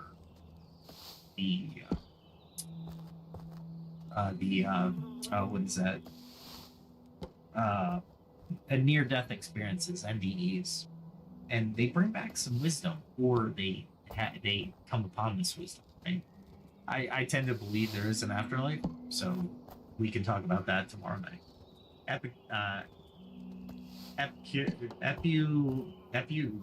It's almost like Epicurus. Okay. He focused on achieving happiness through the pursuit of simple pleasures and the avoidance of unnecessary pain. He looked at leisure and rest as essential for a fulfilled life, and cautioned against excessive work that causes stress and anxiety. The true happiness comes from satisfying simple needs and finding contentment in both work and leisure. These are not new concepts. You can put these together. I hear you putting them together right now as we're talking. Seneca, a Stoic philosopher, Seneca wrote extensively about the time, work, and the importance of using one's life wisely. So don't waste time on trivial tasks and the need to prioritize what truly matters. Balance comes from understanding finite nature and the nature of time, using it deliberately for meaningful pursuits. And this comes to a lot of more recent philosophy, right? Meaning, how many times have you heard that there's a finite amount of time, using it for meaningful pursuits, meaning stop doing what you don't need to do and just do what you need to do. Right? Does cleaning your house, that's a need to do. It's not trivial. Because if you look at the psychology in that facet, a clean house, you're psychologically tuned or calmer. It doesn't stress you out as much. A dirty house would stress you out. Why? Because you feel the need to clean, or that when you sit down you have to move stuff. Right? Either way, it's stressful. Let's see. Balance comes from understanding. Balance comes from understanding finite nature of time, using it. All right, so we just went over that. Wasting time on trivial tasks, need to prioritize what truly matters. This has been said by how many business coaches? If you want to start a business, stop doing what you're doing and start doing what you need to do. I think what was the meme? Dress for the job that you want, not for the one you have. And somebody dresses Batman. I love it. I love memes. They're so close to the truth. Come on, that makes sense.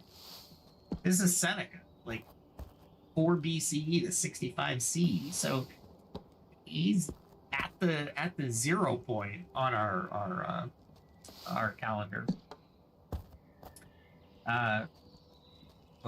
Lao Zi.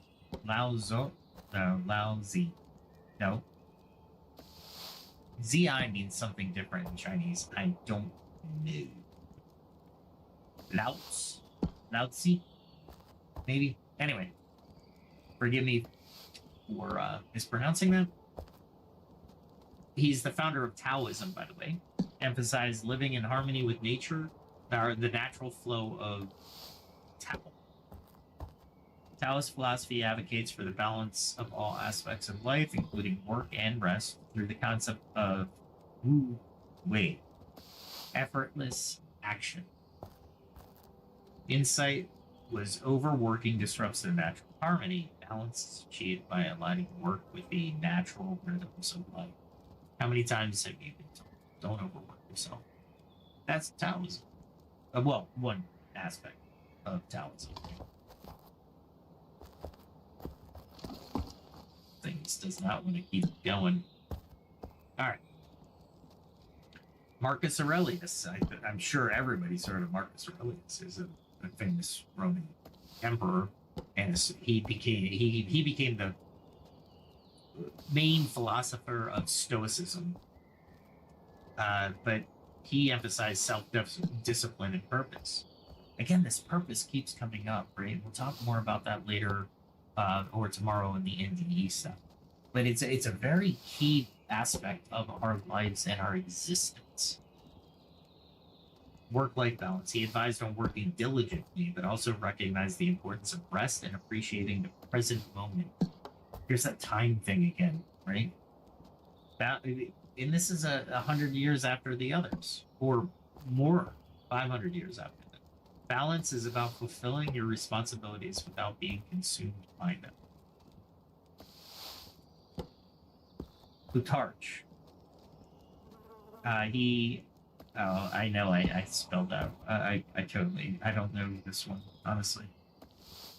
But his philosophy was emphasized the importance of ethical living and finding balance in life. He believed that leisure should be spent in self-improvement and learning rather than idleness. Key insight was both work and leisure should contribute to cultivation of the self. Again, introspection, right? Cultivation of the self. Pythagoras had something. Xenophon had something. I mean, these are all huge philosophers. I noticed it didn't go. I said ancient philosophers, so it kept it older. And it didn't give me any Egyptian. It only gave me one Chinese. There's an Indian philosopher as well that was very. He was, I would say, the predecessor to Machiavelli. Read about. My LinkedIn channel should be in the description. So I did write about that philosopher, and he's really insightful. And I did a whole ancient philosophers series of writing on workplace. So, and how to bring those ancient philosophies back into the modern world. Why did I do that? Well, it's easy, because ancient philosophers know their stuff, and we don't. In my mind, there's very few things of original thought. Very few people have an original thought. Yeah, I know that's going to be controversial. I'll say it again. I don't think people would argue that, honestly.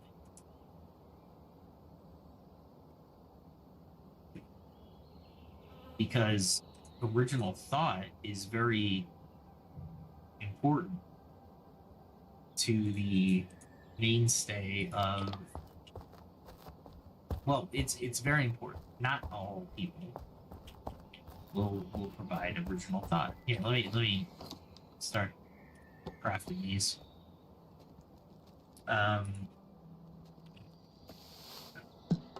Define original thought or discovery in why the philosophy of original thought. What is the thought, and does it exist today? And one of the reasons I'm bringing this into it is I'm rounding it, kind of meandering, but at the same time, it's very important to understand with AI, especially coming up. Brain AI comes up with these probabilities. It's basically machine learning, just brain differently, more advanced. But essentially, what happens is the probability of words coming together. And it's interesting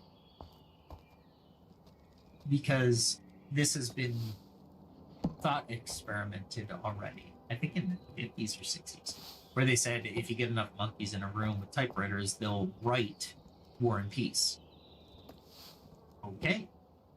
Just with the random tapping of the keys. All right, so let's define original thought. An idea or concept that emerges independently, not directly derived from existing knowledge or influences. It is often seen as a product of creativity, innovation, or insight. In philosophy, the original thought challenges established norms, offering new perspective or understanding. So original discovery is the act of uncovering or identifying something previously unknown to humanity, whether it be a scientific principle, a natural phenomenon, or a creative work.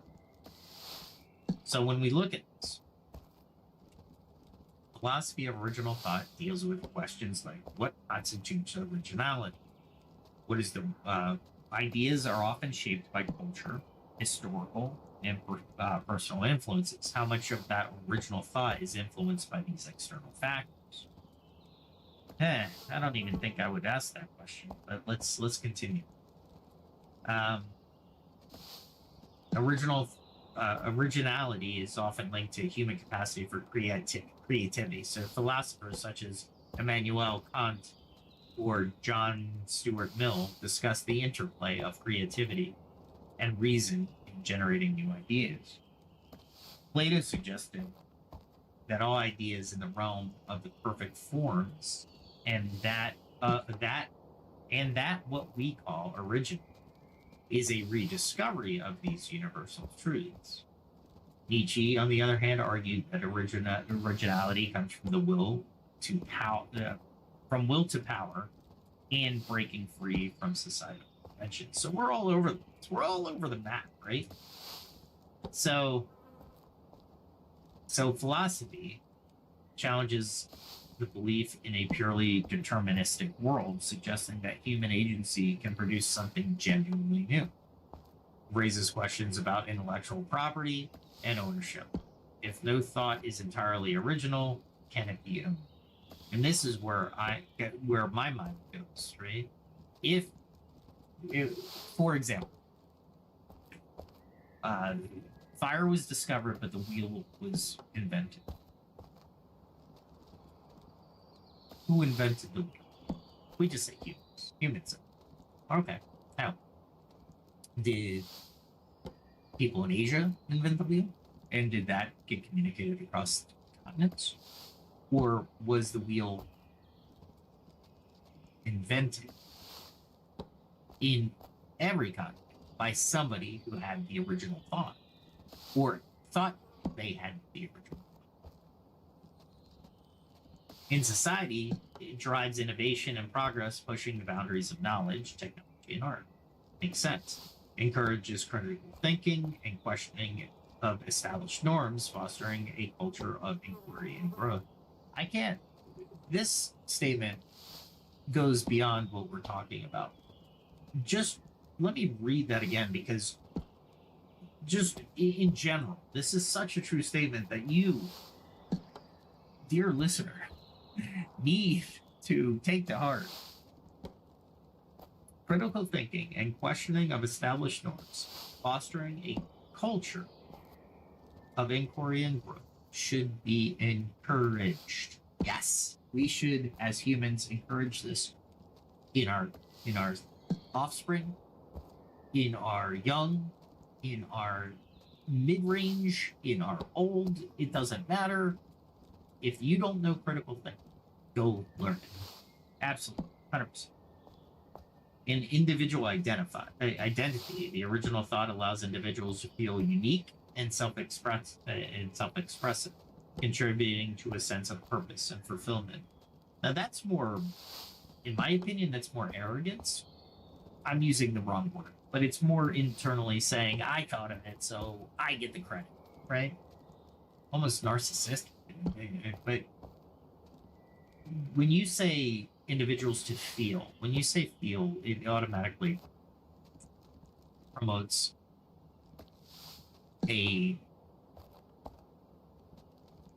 what's a good word for it? A focus on oneself. Meaning nobody else could have thought about this. Only I could have come up with this. That's just true. Arguments that it does exist. We have novel combinations, right? We have unexplored frontiers. Feels like quantum computing, space exploration, and bioengineering discoveries are breaking into areas with no prior knowledge exists. But yeah, kind of. We'll go into that in this channel. Stand by. Stay tuned. Personal context. An individual's experiences and perspective can lead to insights that are original to them, or even influenced by external sources. So that goes into a variable conversation. How many variables need to align before the thought would manifest in its form? in its present form, or in a form that's recognized by multiple people as their thought. Makes sense. Arguments that it doesn't exist, influence of the past. Most ideas are built upon or inspired by existing knowledge, making them true originality rare or impossible, or even impossible. Well, I don't buy that, honestly. So, but I'm not here to. I'll give you my opinion. T.S. Eliot said, "Immature poets imitate, mature poets steal." Wow, that's dark. Gee whiz, that's really dark. I got so many arrows now. I'm loving it. Let's go repair my my equipment. All right. So let's see. Modern applications of philosophy of original thought in technology. Artificial intelligence, such as GPT models, challenges the idea of originality by producing content derived from vast databases. Is AI creatively truly original, or is it mimicry? A little bit of both. Just like humans, and I wrote about this in one of my articles. Humans learn exactly the same way as AI learns, from sources, from data. To say any different would be disingenuous. So when you're saying, is it truly creative or original? Yes. Why wouldn't it? It's putting probabilistic words in the case of an LLM in a sequence that hasn't been done before. Therefore, original. We'll go over reason and logic another day. I went over it in an earlier podcast, but I think it's worth going over again. Conclusion, well, this is ChatGPT's conclusion. Well, I should say art, media, postmodern. So these are applications, right? So in technology, the ChatGPT model. In art and media, postmodern art often embraces a lack of originality, remixing and deconstructing existing works to create a new meaning. In science, fields like quantum mechanics and cosmology continuously push the boundaries of what is known, suggesting the original discovery still thrives. So its conclusion is original thought exists, but it is rarely created in a vacuum. Most original ideas are the result of recombining, reinterpreting, or innovating on pre-existing concepts. It doesn't diminish their value, but highlights their interconnectedness of human creativity. Today, originality comes to thrive in areas where imagination intersects with the unexplored, driving societal and intellectual process. Actually, I could agree with that too. For a majority of that. I'm looking for my leather working, so I can do leather repair. So very interesting, the thought of originality, and I think, therefore, it makes sense, right?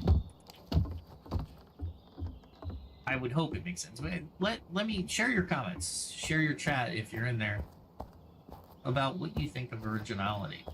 I know a lot of artists that would argue that originality is there, and I own my own stuff, and it's never been thought of before. And yes, of course you do. Of course you do. Even ChatGPT is like, yeah, postmodern art at least is lacks originality and remixing and deconstructing, right? But just the act of performing art. Let's say there was a saying that I came upon. I can't remember who said it. I should look it up. There's no such thing as an original story. All the stories all the stories have been told. They're just told differently, so they're remixing, right? Or they're deconstructing existing ones and reordering them. Makes sense. a lot of people take the hero's journey as an example of this. The hero's journey, and here let me do this real quick, and then we'll start to tie up the podcast. Hero's journey components. Let's see if it'll give me a long explanation. It'll just list them, which that's what I'm looking for. Oh, just a side note while this thing is thinking. I did go out and I got an AI text to video and picture to video generator. So I will be working on my first music video and posting something, hopefully in the next month or two. It's not as easy as you think. These AI video generators do 5 to 10 second. There's a couple that do longer, but for the most part, they do 5 to 10 second bits, which sometimes you like them, sometimes you have to throw them away, sometimes you have to reconfigure the prompt. It's very complex prompt engineering, even more complex than like an LLM or a ChatGPT, right? Or a Grok 2. Still fun, but yeah, not exactly where I want to be with it. So let me work on one or two and see what I can do, because I have to put them into. I have to do a couple things, use the audio, put the video on, sync it, do some transitions, save it in DaVinci, and then publish it to my music channel on YouTube and see how it works. And then I'll start on the next one. As with anything, as we've been talking on this channel, I will start out with something that I don't think is that good, and I will improve upon it. Meaning the next video should be better. The next video after that will be better than the previous two, etc., etc. So many of you will notice. So, and put this in your mind, right? So a hero's journey, popularized by Joseph Campbell in the Hero with 1,000 Faces, outlines what a hero undergoes in myths, stories, and legends. So he's not creating an original thought, he's just outlining, remixing. So the first thing you would do is the call to adventure, right? And then the second thing you would do is initiation. What trials or transformation are the trials and transformation the hero goes through? Then the return, integration, growth, and then it goes, and that's basically it. But basically, you have transformation. You have you have the call. Then he goes in trials and transformation, right? So he through the trials he gets better, stronger, faster. Maybe has some tragedy, and then the return, integration, and growth. So the hero returns to the ordinary world, transformed by their journey and ready to apply what they've learned. So in the trials and transformation, you actually have tests, allies, enemies. The approach to the most inmost cave. The hero approaches a major conflict or at the heart of the journey, often facing their deepest fears. Moana sailing into the unknown to find Maui, right? So that's part of the hero's journey. As a matter of fact, Star Wars was crafted by George Lucas, and they're not hiding this fact. He talked to Joseph Campbell, and they've crafted Star Wars as a hero's journey. If you look at the first one, New Hope, that's the departure. The Empire Strikes Back, that's the trials and tribulations. And then, of course, the Return of the Jedi is when he returns triumphant, having gone through the trials. They literally put a cave in the second one, where he faced his fears, he understood, he became, he grew, and then in Return of the Jedi he became a powerful. He still had to learn, but he was ready, right? So they undergo the final test, the resurrection, right? The final test in the third one. So this is the hero's journey, and it works really well because the first three films worked really well. The new Disney films didn't work really well because they didn't follow this formula. They created a Mary Sue, and a Mary Sue is just somebody who is powerful without any trials, tribulations, any energy, any training. There was nothing. In the first film, the departure really wasn't a departure. It was like more of a departure, and I have all my power, so I'm more powerful than you can possibly imagine. This is what I mean by originality. If you throw, and it's a remix, but it made a good story. So why not use the original thoughts of the past, remix them, or transform them in some significant way that would promote not necessarily an original thought, it's something different. Now, Star Wars was an original thought in my mind. The story was the hero's journey, which didn't that part was not the original thought. The original thought was the Skywalkers, their trials and tribulations, all the crafting and the models and the innovation that occurred because the film existed. There was a lot of firsts there, especially, I mean, Lucasfilms was born out of it. Skywalker, ILM was born out. Industrial Light and Magic was born. Skywalker Sound was born out of it. All these different companies were spun off because they were able to craft or innovate or come up with original ideas that piggybacked on electronics, right? And different techniques of filming. So, original thought is something that I think, in my mind, can occur. However, in my mind, 10 people could have thought of the idea. One person acted on it, but not the other 9 just let it go because they were too busy. They're too busy at work. You see where I'm going with work-life balance? Let's tie it back down to the original point of this whole conversation. Well, I hope you enjoyed tonight's episode.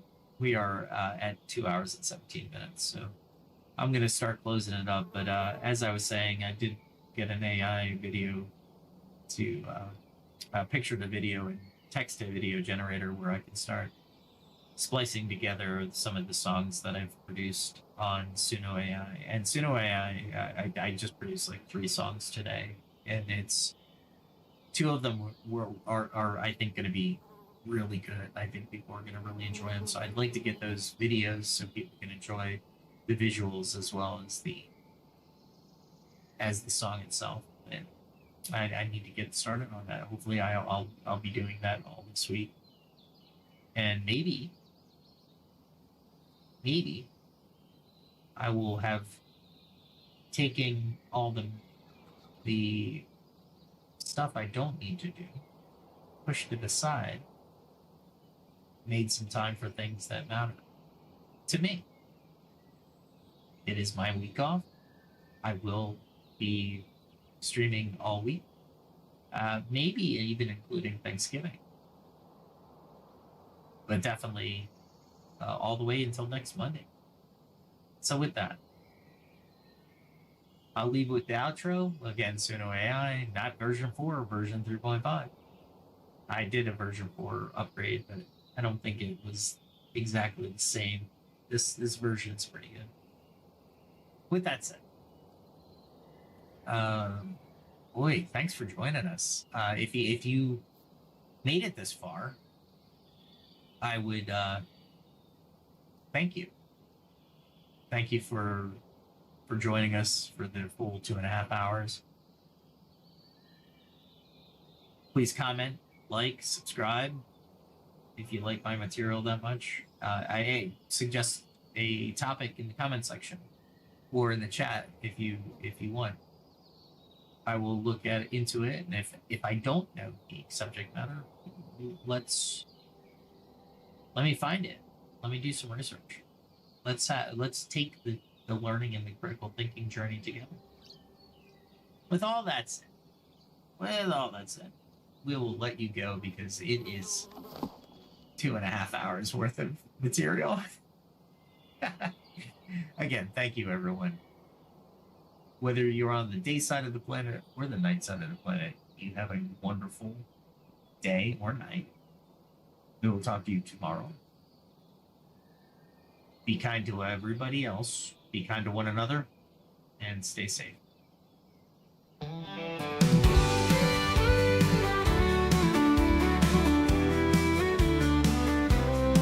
With every step, a lesson learned.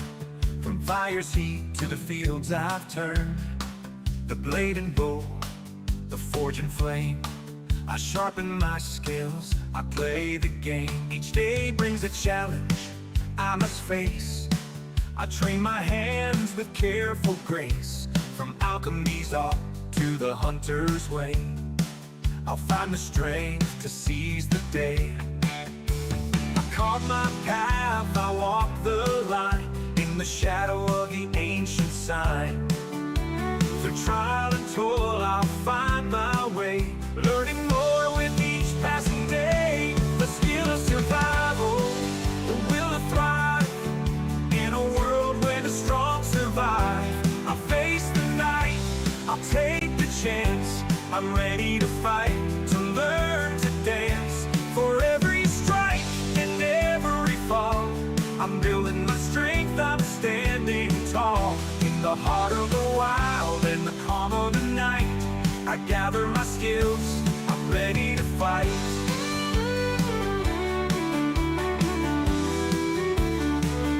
From the herbs I find to the iron I mold, each lesson learned is a story told. The stars above, they guide my hand.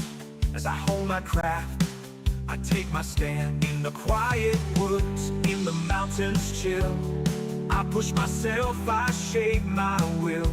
With each new tool and every lore, I'm stronger now than I was before. I carve my path, I walk the line, in the shadow of the ancient sign. Through trial and toil I'll find my way, learning more with each passing day. The skill of survival, the will to thrive, in a world where the strong survive. I'll face the night, I'll take the chance. I'm ready to fight, to learn to dance. For every strike and every fall, I'm building my strength, I'm standing tall. In the heart of the wild and the calm of the night, I gather my skills, I'm ready to fight.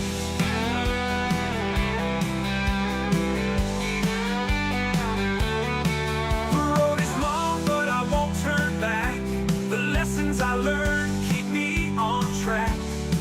With each new skill, the stronger I grow. In the face of the storm, I let my courage show. I've tasted defeat, I felt the sting, but I rise again with each new spring. For knowledge is power, and wisdom the key. I'm forging my path, I'm breaking free. The skill of survival, the will to thrive, in a world where the strong survive. I'll face the night, I'll take the chance. I'm ready to fight, to learn to dance. For every strike and every fall, I'm building my strength, I'm standing tall. In the heart of the wild and the calm of the night, I gather my skills, I'm ready to